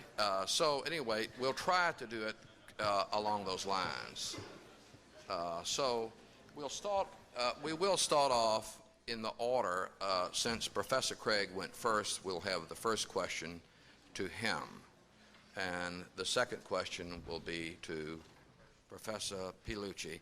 Also, folks, when I begin to see that people are falling out in the aisles from being tired, I will probably try to end the questions unless things get extremely exciting and everybody wakes up. Much of your argument dealt with the resurrection story in the Bible. I've read it. I'm sure a lot of us have. But what the early writers there saw, apparently what they saw, and they wrote in Matthew, Mark, Luke, and John, they wrote a different story of what they saw. And these are not just sequential problems, but they're problems like with the number of angels, who was there at the resurrection, where did they see Jesus the first time, what the angel said. I don't think I'd forget what an angel said. And they're not just with the chain of events. If the resurrection really happened, why is there such a different story in each of the Gospels? It's important to understand that we're not debating tonight about biblical inerrancy. And so I'm not at all bothered by the fact that there would be inconsistencies or contradictions in the accounts, or even that some of the accounts might be false. The task of the critical historian or the New Testament scholar is to sort through the accounts to try to use objective criteria of historiography to find the historical core of the narrative. And the three facts that I mentioned tonight represent the historical core of those narratives. Notice that my facts didn't include things like the number of angels at the tomb, or the names of the women, or the order of the appearances and things of that sort. Those are secondary details that scholars can disagree with and talk about. But what I'm pointing out is that when you use the ordinary canons of historiography, you can establish that there is a historical core to these narratives, which is historically well established and which suffices to provide an inductive basis for inferring the resurrection of Jesus. So I look at debates over biblical inerrancy and so forth as being an in-house debate among Christians. It's not necessary or relevant to my argument tonight for the historicity of the resurrection. It seems to me that Dr. Craig wants to stay away from biblical inerrancy because he does know that it's a big problem there. But at the same time, he wants his arguments to be based on truth of the historical record. And now what is the historical record? It is the Bible. So it seems to me that he wants his cake and he wants to eat it too. By the same token, he says, well, we should focus on just the core that is common to all the stories in the Gospels. Yeah, but by the same kind of reasoning, then we should all believe in UFOs because there is a consistent core of things the people that believe in UFOs actually do share in their stories. But I hope that most people in this room actually know better than believe that kind of thing. So just because there is a core set of congruences in certain stories, that doesn't make them true at all. It only means that either people copy from each other's story or they copied from some other source. In both the case of Christianity and the UFOs, we know that that's the situation. In the case of Christianity, the Gospels were copied from each other to some extent, and in the case of UFO stories, it goes the same way. Okay, question over here. Okay. Since women that believe in God are less likely to have abortions, does that mean that natural selection will result in a greater number of believers than non-believers? I would like to question that empirical claim. I'd like to know where you got that, because it seems hard to believe. Do you have a source for that? No, I don't. It's an assumption, and you are a very logical debater, and I am not practiced in logic. That's okay. Seems like you answered your own question. Well, that is a very intriguing question. It would seem probably that folks who believe in God, I mean, just in this country at least, Muslims and evangelical Christians, Roman Catholics, Greek Orthodox, I think he's right. They have moral objections to abortions that many non-Christians don't. Right, but there is plenty of evidence. So he's pointing out that they would tend to propagate more children than the unbelievers would, and that therefore the unbelievers are sort of shooting themselves in the foot, by... remember that the believers also have other things that increase their fitness quite a bit. For example, go out there and propagate anytime you have the occasion for it. So that's a pretty adaptive trait out there. Yeah.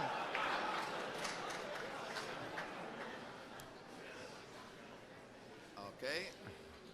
Next question. Okay. Mr. Craig, one of the statements you use to support your claim that we know that an objective morality exists is that there is, and you use these words, there is something deep within us. Yeah. There's this, I'm going to go ahead and call it an element, I'm going to dub that element X. Can you show, sir, that it is impossible for that element to have been an adaptive trait of evolutionary origin? I don't need to show that in order for this argument to work. It's very important to understand, and this didn't come out in the debate tonight, that the evolutionists' assumption that because moral values evolve, that therefore they are non-objective, is a classic case of what philosophers call the genetic fallacy. That is to say, trying to invalidate an idea by showing how the idea originated. Our gradual and fallible apprehension of moral values no more undermines the objectivity of those values than our gradual and fallible apprehension of the physical world undermines the objectivity of the physical world. So that even if it's true that the way we come to apprehend moral values is through, say, social conditioning and evolution and things like that, that does nothing to undermine the objectivity of those values. So I wouldn't need to show that, much less need to show that it's impossible. So I think that the sociobiologist just commits a classic case of the genetic fallacy here. My argument, rather, is simply to appeal to your moral intuition. What I'm saying is that there's no more reason to deny the objective realm of moral values than there is to deny the objective reality of the world of physical objects. Any argument that you could give to be skeptical about your moral intuitions, I could give a parallel argument why you should be skeptical about your sensory intuitions. And it would lead to skepticism about, say, the external world or the reality of the past. So if it's rational to trust our sensory intuitions that there is a world of physical objects, I think in the same way it's rational to trust our moral intuitions that there is an objective realm of moral values. And I do think that most of us grasp that. I just invite you to explore your moral experience and see if you don't find that true as well. Time. I would like to ask Dr. Craig, how does he know that there are moral universal truths out there? Where is he reading those things? They're not written in the sky. Of course, he would say that they're written in the Bible, but we've seen that the Bible says all sorts of interesting things, not many of which are necessarily moral. It makes a big deal out of the intuition thing, and intuition is important. It's a fundamental component of the way in which human beings think, but intuition is also very fallible. Let me give you an example. Most gamblers have the intuition that they could beat the system. They go out there and, I'm going to bring the house down and I'm going to go home rich. And as you know, very few of them actually succeed. And the main reason is that they don't succeed is because their intuition was wrong. And the reason their intuition was wrong and led to the ruin is because they didn't do their homework. They didn't understand the laws of probability, which is something that in this debate has cropped up a couple of times, and they did not understand the basic laws of the physical world. I suggest that it's a good idea to try to understand the laws of the physical world before making these kind of big decisions. Okay. Question over here. Dr. Pigliucci, what is your opinion on the claim of the empty tomb? If Jesus never rose, then the disciples would have known that they were spreading a lie. Either they knew that the body had been stolen, or they were just making up a story. I agree that there is nothing extraordinary about dying for a belief, but there is something to be said about dying for what is known to be a blatant lie. You talk of probability versus possibility. What are the chances that 11 men would be willing to give their life and death to a lie? If it was merely a story. I think I got the gist of it. Well, actually, there are plenty of people that die for blatant lies. For example, a bunch of criminals would lie to the system and risk their life in order to gain something. So it's not that easy. It's not that clear-cut. It seems to me, however, that the fundamental point about the resurrection is that there are other explanations. One of them, as you suggested, was that somebody was lying. And not necessarily everybody, by the way. It could have been just one person pulling the trick. Just one person could have taken the body and taken it away, and then everybody else would have believed. I mean, how many times we have these kind of examples with miracles today? There are miracles allegedly going on all over the planet, and there are all sorts of people that believe them. And in a lot of cases, they turn out to be frauds, but not frauds perpetrated by hundreds of people or thousands of people. Usually, it's just one person for whatever reason, sometimes just for the heck of it. That pulls this kind of stuff, and people fall for it. I mean, you wouldn't believe the number of things that people believe that are not rational and not based on evidence. There are also other explanations. I mean, there are all sorts of reasons why people would like to start a new religion. Was it Ron Hubbard who started Scientology? Said that one of the best ways to make money in the United States today is to start a new religion, and you should know he started one and he succeeded pretty well. Scientology. There are all sorts of also psychological reasons, not necessarily personal gain or finance. There is all sorts of reasons why people can lie or can be deceived. But interestingly, there are also all sorts of interesting evidence from neurobiology that people are very good at self-deception. If you really want to believe something, I can give you all the evidence to the contrary, and you still believe whatever you want to believe. This is a very common phenomenon that fortunately or unfortunately is part of the human brain, and there doesn't seem to be much of a way around it. The point is, these are simple explanations that invoking a huge leap of faith and say, well, I don't believe any of this is these naturalistic explanations. There was a supernatural being there. It's a big one. The reason that I present the evidence for the resurrection fourth in my list of arguments is because once you've already established the existence of a creator and designer of the universe who is the locus of absolute value, then the idea that he has intervened decisively in history becomes much more plausible, and the appeal to a miraculous explanation is much more plausible because you know that such a being exists. Now, no New Testament historian today tries to explain these empty tomb or appearance stories or the origin of the Christian faith as a result of lies or conspiracy. All of these conspiracy theories cannot take seriously what a catastrophe the crucifixion was for these men. It wasn't just that Jesus was dead. The crucifixion, according to Old Testament law, showed that Jesus was literally accursed by God and therefore couldn't have been who he claimed to be. Moreover, they had no idea of a resurrection within history prior to the end of the world, so that they couldn't be deceiving themselves or lying about this. It was completely contrary to any Jewish expectations they might have had. Time. Next question. Dr. Craig, you said that belief in God could be a properly basic belief. Could you please explain what you mean by properly basic, and explain why some beliefs might be considered properly basic, whereas other beliefs might only illegitimately be considered properly basic? Yes. And then could you also explain what then is the relationship between positive arguments and the evidence you're giving to belief in God if it's already a properly basic belief anyway? You must be a philosophy student, right? Okay, I thought so. He recognizes these sort of code words like proper basicality. You see, not everything that we believe rationally can be based on argument or evidence, because there are certain beliefs that epistemologists call properly basic beliefs, which are simply foundational to knowledge. Things like belief in the reality of the external world, belief in the reality of the past, belief in other minds. There's no way to prove these things. There's no way to prove you're not a brain in a vat, being stimulated by a mad scientist to think you're here in this lecture hall tonight. Rather, these are properly basic beliefs, but they're not arbitrary because they are appropriately grounded in our experience. And in the absence of a defeater of those experiences, we are entirely rational in believing in these properly basic beliefs as grounded in that experience. Now, my argument is that belief in God can similarly be properly basic, grounded in the immediate experience of knowing God in the way that the Bible describes, having a personal relationship with God through Jesus Christ. The relation of properly basic beliefs to argument would be that even though I myself hold this belief in a properly basic way, nevertheless, in trying to show to some other person that this belief is true, I can't just appeal to my experience, so I will appeal to external argument and evidence to show that person that this belief is true. So you can know that God exists in a properly basic way by experiencing God immediately, and you can show God exists through the arguments and evidence that we've talked about tonight. So I see these arguments and evidence as being confirmatory of the properly basic belief in God that is grounded in the experience of God. Don't you love philosophy?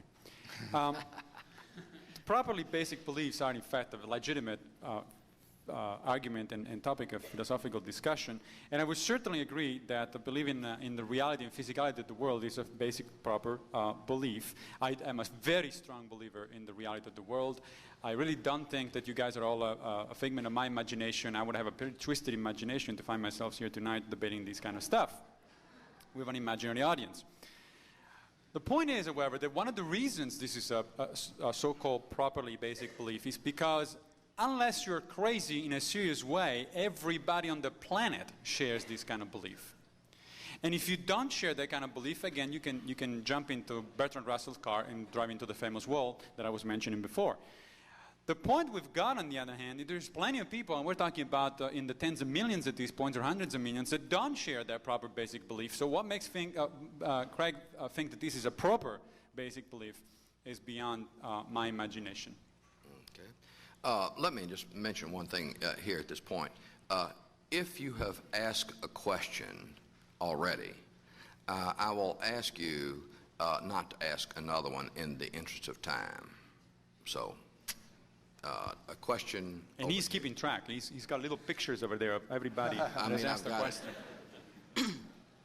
Mr. Pigliucci, you posited that you didn't have the foggiest idea of what truth is.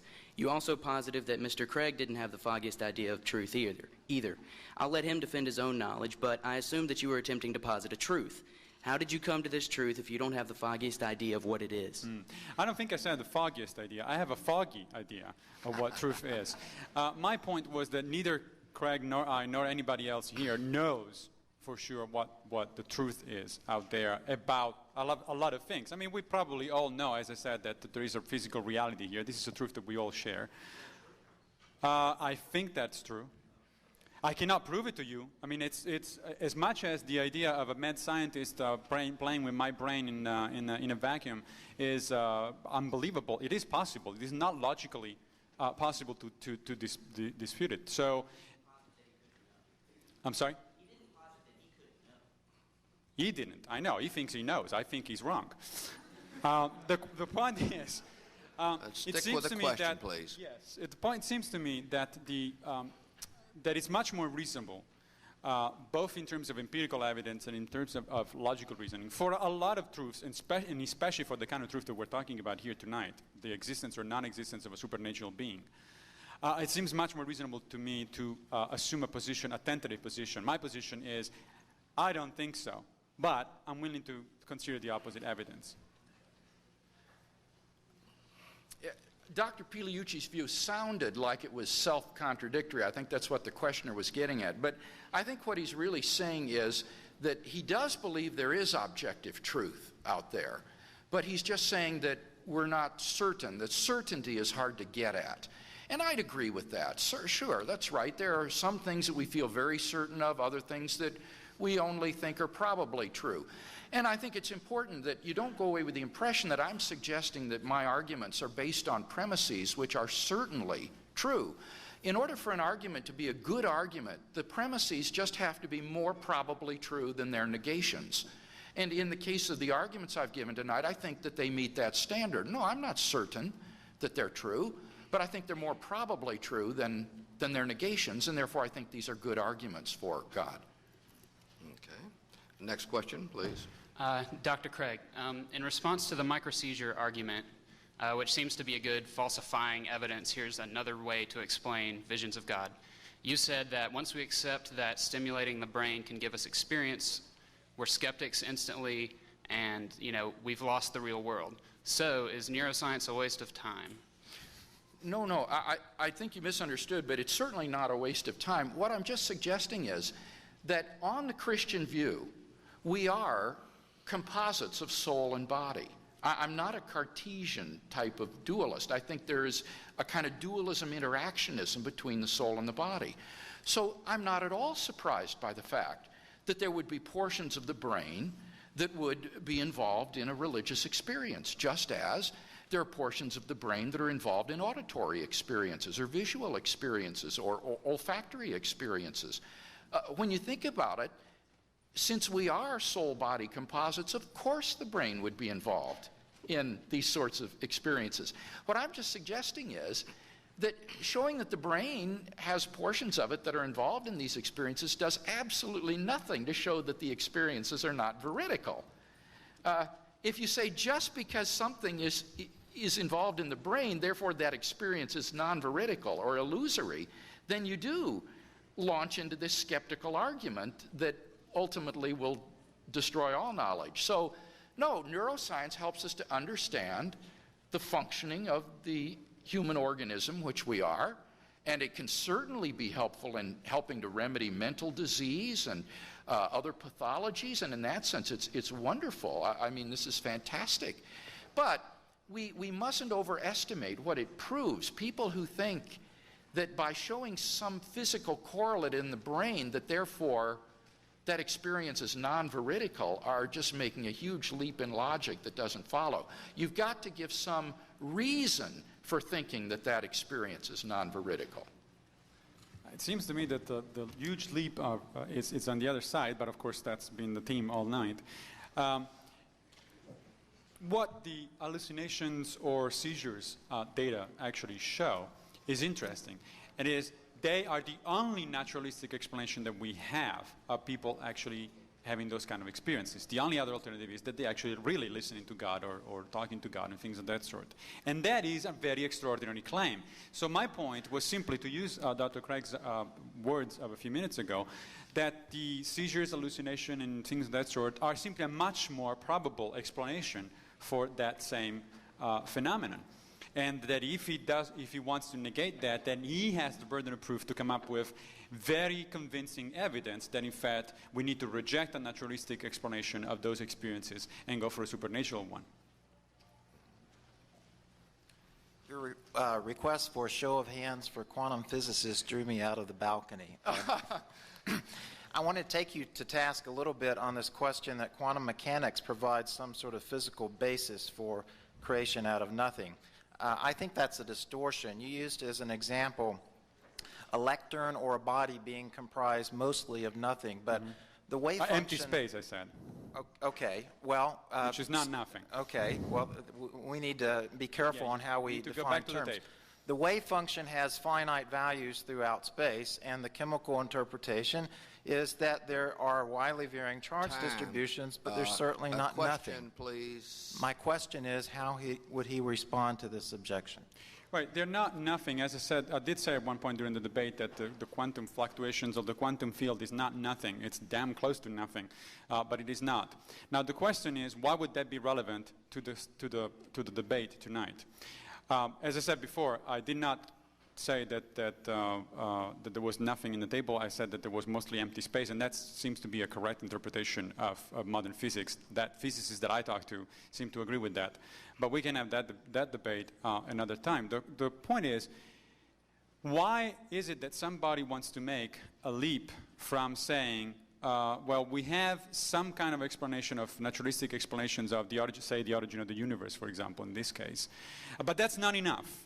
I need something more, because all that the Big Bang tells me, all that quantum mechanics tells me, is how the universe originated. It doesn't tell me, as Dr. Craig put it this morning on a radio show that we were both guests on, it doesn't tell me why there is something instead of nothing.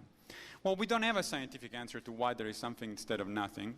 We might never have an explanation to that. The answer might simply be, why not? Or the answer might simply be, that's the wrong question. The question may be completely meaningless, and we don't know that that's not the case.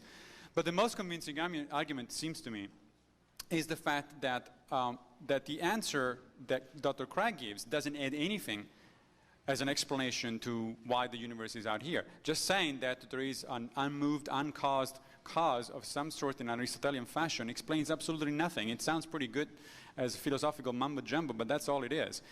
There is no additional explanatory power that is added by the fact that you say, well, God did it. And as I said before, this also amounts essentially to an argument from ignorance. Dr. Craig seems to think that he wins by default. If we don't have the answer, we don't have a scientific answer to something, then God did it. I find that completely unsatisfactory, regardless of quantum mechanics or not. Time, please. Well, I hope you saw that that was an utter distortion of the first argument that I gave. That first argument is a deductive argument, so that the conclusion follows inescapably if you grant the premises. Now, the first premise, whatever begins to exist has a cause, seems to me obvious. Something can't come out of nothing. So the question is, did the universe begin to exist? And I gave philosophical and scientific evidence for that. And the scientific evidence, I'm not appealing to ignorance here. On the contrary, my appeal is to precisely what we do know on the basis of current science. And what we do know is that the universe began to exist in this Big Bang event, and that prior to the Big Bang there was nothing, and that therefore you cannot explain it by any sort of physical process, especially a quantum mechanical process, because quantum mechanics doesn't appeal to nothingness in the vacuum. So you are forced beyond the universe to a transcendent cause, which is timeless, changeless, immaterial, and personal. It's a sound deductive argument, I think. Question? One of the attributes of the Christian God is that God is perfect, and one of the objections raised to that is that if God is perfect, why did He design a universe with so many imperfections and whatnot? And the response often is that, how do we know that what we think is perfect is what He would think is perfect? So my question is, that would lead me to think that the proposition that God is perfect is non-falsifiable. Is that proposition falsifiable? And if so, what would be what would be an observation that would falsify it? All right, you said a number of things. Let me first deal with the argument, because I thought Dr. Pigliucci would bring this up tonight.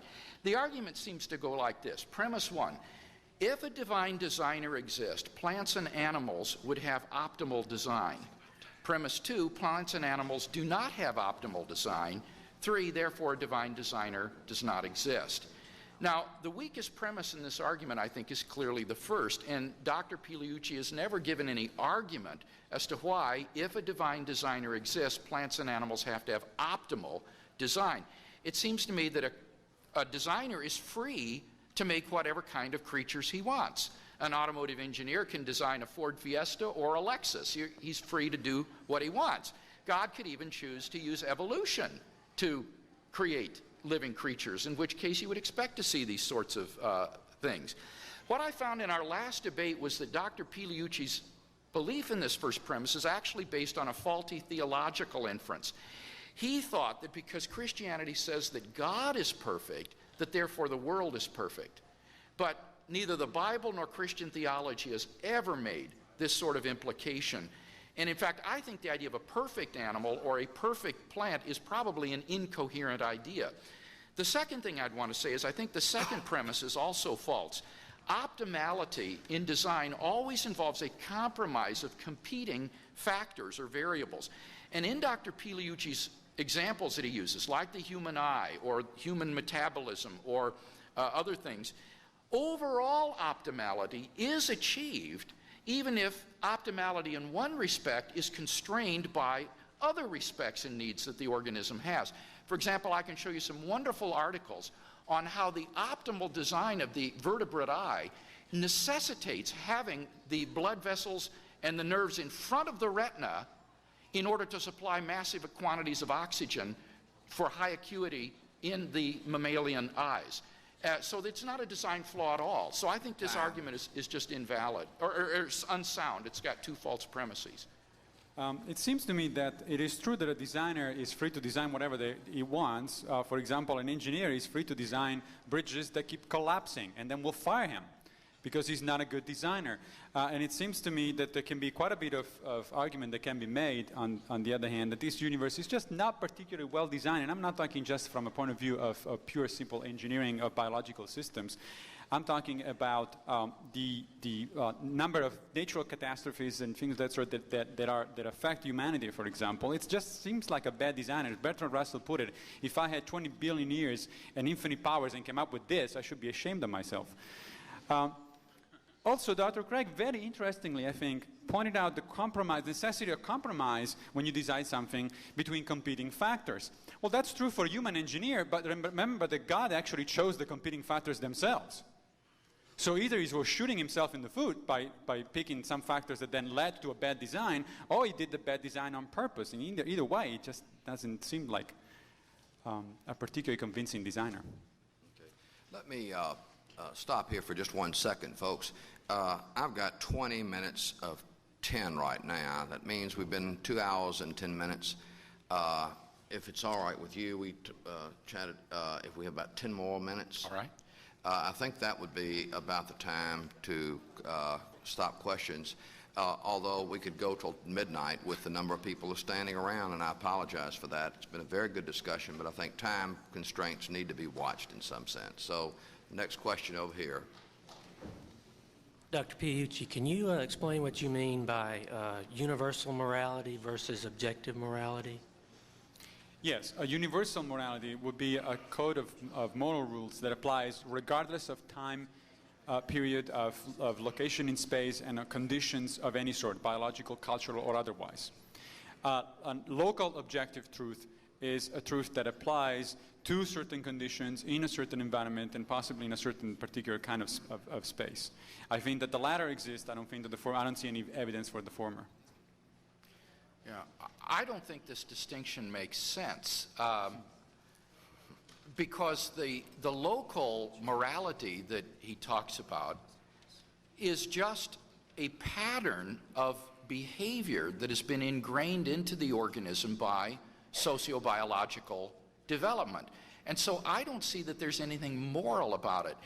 Morality is prescriptive, not just descriptive. And what he suggested as local objective morality is merely a description of behavior patterns that sociobiological evolution ingrains into us. And I think that it's evident this isn't objective because if you were to say, run the film over again, start the initial conditions up again and let evolution proceed, you might evolve a totally different set of moral values in that locale, totally different mores or creatures, so that it shows that it's not really objective. These are just habit patterns that biology and sociology have laid on us.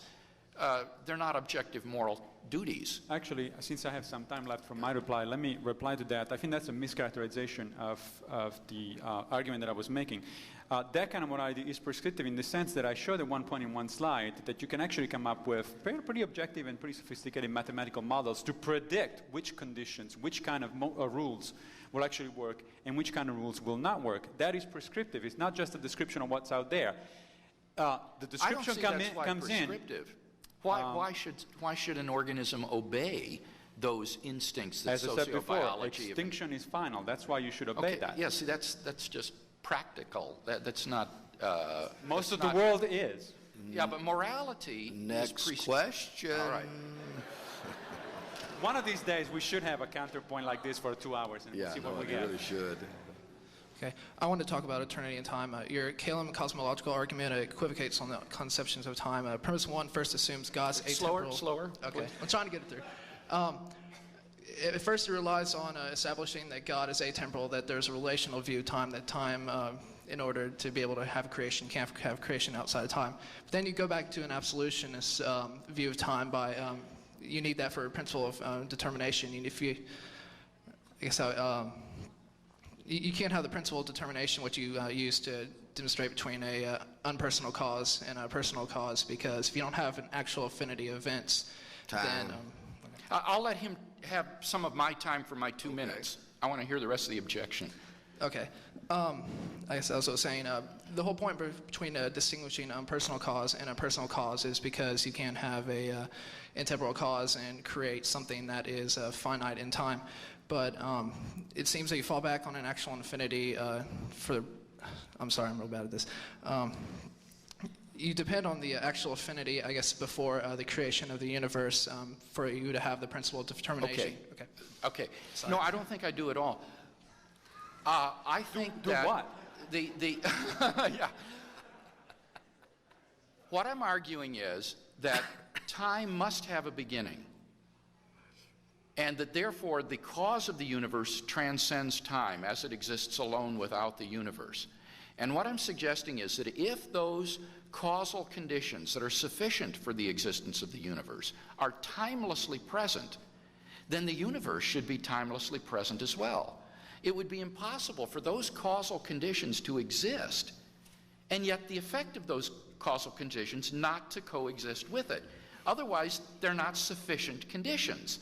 So if the causal conditions are timelessly given and they are sufficient for the effect should be coexistent with the cause. But in fact, that's not the case. What we have is a universe with a beginning, a temporal beginning. How in the world can you get an effect with a temporal beginning from a cause that is timelessly present and existent? I can think of only one way out of this dilemma, and that is by positing that the cause is a free agent endowed with freedom of the will and therefore able to create a new effect without any antecedent determining conditions. And thus, you can have a temporal effect arise from a timeless personal agent cause. And I think that solves the dilemma. Time. I don't think it solves anything, but the interesting thing is that the whole argument is based on the premise that time actually did start somewhere and that the universe started somewhen. The thing is that this is very much an open question. It is true that our best understanding is of the beginning of a universe with a Big Bang. On the other hand, there are also several ideas about what happened before the Big Bang, and as you might imagine, they're mighty hard to test. There is a possibility of recursive universes. There is the possibility of a multiverse interpretation of modern physical theories in which, in fact, the universe essentially keeps going on and creating new sub-universes all the time in an infinite series. So it's not by no means guaranteed or a fact of life that we did have only one beginning, and that's the one that happened 20 billion years ago. And since this is the premise of the whole argument that Dr. Craig is making, I would be very cautious because, again, next week, science has this nasty habit of disconfirming previous theories pretty rapidly. So next week or a couple of weeks down the road, we might have a completely different understanding of the very beginning. It's a tough problem. I think we have time for about one more question, and I think person here. I have a question. My religious teacher back at home, when I asked him why I'm supposed to believe in God and why people don't, he said that most of the famous people that did not believe in God when time goes to their end, when they're about to die, they get sad and they start thinking over. So my question for you is, if you think that there is no God, what do you think will happen when you die? Who's going to take care of your soul? And if you just think everything is over, what's the sense of life then? Okay, wow, that's a long question. I have only 2 minutes to answer that? Gosh. Right. First of all, I would question your empirical claim. That is, I'm not sure that it is true that most unbelievers repent like just at the last minute, although it's a very Catholic thing to do. I was brought up Catholic, and we were told that you can repent just at the last minute, and it counts. Which is a pretty good belief, as I'm concerned. What happens to me after I'm dead? Well, obviously nothing. If I'm right, there is absolutely nothing to be taken care of, so I have no problem whatsoever. Which is a pretty simple solution to the question. What gives meaning to my life? Again, I will go back to the idea of a local meaning as opposed to a universal meaning. I really don't understand why people are so fixated with universal meanings. It seems like if the universe doesn't care about you, that therefore you are completely useless. That doesn't follow. And in fact, we never apply that kind of reasoning in our lives. In practice, I mean, a smaller version of the same argument would be that if the rest of the planet doesn't care about me and about what I think and do and write, for example, then my life should be meaningless because only a few friends and family actually care. Well, a few people are so self-centered and egotistic to think that, in fact, if the whole world doesn't care, their lives are not meaningful. Hitler was one of those. And we all know what happened as a result of that belief. I think that the meaning of life is something much more personal. It's different for different people. To me, life has meaning because of my friends, of my families, of my daughter, because of the relationships that I have with people, because I love and enjoy teaching, and I think it makes a difference maybe for a few people that I touch during my life, because I'm having fun in the general sense of, for example, intellectual fun. Believe it or not, this was fun for me tonight. It was a very interesting thing. So I have a very fulfilled life without any sense of cosmic belonging, other than that I think I have a pretty good understanding of my general place in the universe, which is pretty tiny. Okay. Well, I feel very deeply the kind of existential angst I think that the questioner raised. Namely, if life and humanity are simply doomed to end in the grave, then ultimately our lives are inconsequential. It ultimately makes no difference how you live. Your actions, whether you're a good person or an evil person, whether you waste your life or invest your life for other people, ultimately is inconsequential because the whole human race, the entire universe, is doomed to perish in the heat death of the universe. So that I think atheism really is a deeply existentially troubling view. And this isn't just coming from a Christian. This is what atheists themselves have said. Sartre, the French existentialist, has said that atheism is a long and tortuous road. Camus said something similar. It leads to the absurdity of life because life is ultimately inconsequential. It makes no difference how you live or what you do. Now, that doesn't prove that theism is true, but I think it provides deep existential motivation for asking the question and for having an open mind when you look at these arguments. Okay, folks, I've got 10 of 10. Now, I don't know how you two fellows feel. Would you like to continue to have a cutoff point absolutely a 10, or? All right, yeah. Okay. Okay.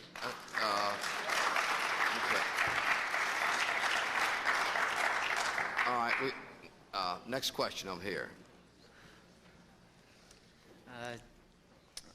This is way back to your beginning opening arguments about infinity and its concept. My question is there a way to distance yourself from your own thoughts, or do our thoughts define our reality? For example, you have self-delusion and also lesser characteristics such as ego, the willingness to believe something because you don't want to believe otherwise. Yeah. And that question is, I mean, if there is a way if there is a way to distance ourselves from our own thoughts, why participate in an empirical debate? If there isn't a way, you mean, why participate? Is that what you said? Right, yeah. Yeah. This is a really good question, and I don't just answer this in an academic way, but I think you're absolutely right that the human propensity for self-deception and self-deceit is very, very strong. And in fact, that's actually a biblical theme. The Bible talks about the human heart being deceptively wicked above all things, and how easy it is, especially for us to rationalize sin when we do things wrong and say it's really all right. And so I'm very aware of this. And I guess all I can say is that because it is such a universal problem, all we can do is to do our best to try to overcome it, because it affects everything, and therefore it affects nothing in particular. You see what I mean? Each one of us approaches the world from our own subjective standpoint and center of consciousness, and all we can do is try to be as objective as we can, to listen to our critics. I think that's a good thing to do, and to try to get feedback from others where others might see a blind spot in you, and not rationalize too quickly, but to listen to the feedback from third-person standpoints. And that can really help us, I think, to overcome, to a degree at least, this problem. But since it affects everybody, the theist and the atheist alike, it affects nobody in particular. So you're absolutely right to point this out, and all we can do, I think, is just try to do our best to listen to our critics and the views of others to help us achieve objectivity. Obviously, I do agree that there is an incredible amount of self-deception that the human brain is capable of. I'm a little bit more optimistic than Dr. Craig, however. I don't think that this is a matter of wicked self-deception. I think we're just self-deceiving animals. And ironically, actually, there is an evolutionary explanation for why we're so good at deceiving ourselves. Imagine that most of our history was not lived in environments such as this, but in the middle of a savanna, for example, in which from a distance I see a little spot over there, and I have to decide in the split of a second, is that a gazelle? Should I go after it and kill it? Or is that a lion? Should I turn around and run the other way? Our brains, actually, according to neurobiological research, are hardwired to make fast decisions, almost regardless of the evidence, on the spot, which was probably a good idea before computers, libraries, and all these things. Now we're stuck with those brains, at least for the time being, and that's what's causing part of these problems. Question over here. My question is about whether or not naturalistic presuppositions are going to preclude us from realizing the existence of God or from a miracle, even if that did happen. And what I mean is say that the resurrection did in fact occur. From the system within which you're talking, it seems like instead of looking for the simplest explanation that all these people did in fact see it, now we're proposing mass hysteria and things like that. And so is there a way that a naturalistic system could accept miracles if they did in fact happen? Right, that's a very good question. Essentially it amounts to say, is there ever a way for a naturalist to change his mind? And the answer is yes, there is. The thing about the simplest explanation, first of all, let me get to that. I don't think that a supernatural explanation is ever the simplest explanation, because it may be that the simplest explanation in a general term is, well, these people really believe what they believe. That I agree. But then we go back to the self-deception thing.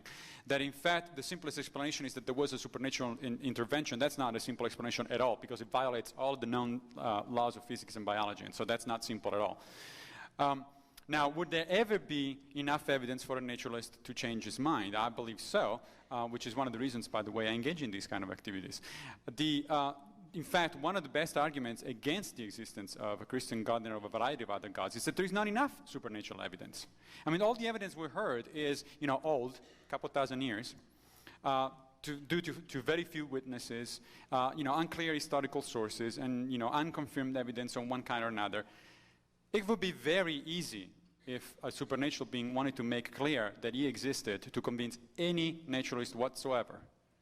He could just, for example, write it big letters in the sky. I exist. We could walk out of here, and all of a sudden we see this big writing, which is humongous, in the middle of the sky. Hey, I believe. I had no problem with that. It's the amount of evidence for the supernatural that is simply way, way deficient in that terms. But I don't think that it's not true that no amount of evidence would ever convince other people. In fact, as I said, this is a pretty common argument of atheists and agnostics, that if really there is a God that wants us to believe in him, why not simply tell us in a little more convincing way? Certainly, God could write I exist in the sky or in the stars. But I think it's clear that God is not interested simply in getting people to believe in him. I mean, the Bible says that the demons believe that God exists, and they tremble. But what they don't have is a relationship of love and fellowship with God, which is what God is interested in establishing. I think God is relatively indifferent about just getting people to believe that he exists. That really accomplishes nothing. What he's done, I think, is to provide indications of his existence which is sufficiently clear for those with an open heart and an open mind. But it's sufficiently vague so as not to compel people whose hearts are closed and whose minds are closed to the evidence. And I think in the case of the resurrection, the evidence is remarkably good. It is certainly enough to justify belief in Christ as the revelation of God, if you're willing to look at it with an open mind. But the naturalist, I think as the questioner indicated, has got his mind all made up in advance that miracles don't happen. Since I had a few more questions on that left, a few more seconds left, so you're telling me essentially that if I want to have a good relationship with my daughter, I should play tricks with her and pretend that I exist or not exist. I'm here, no, I'm not here. That seems like a pretty twisted way to start a relationship. I didn't suggest that that was the way you should relate to your daughter, but I think that in relationship to God, what I said is that he's not interested in just getting people to believe that he exists. What he's How do you know?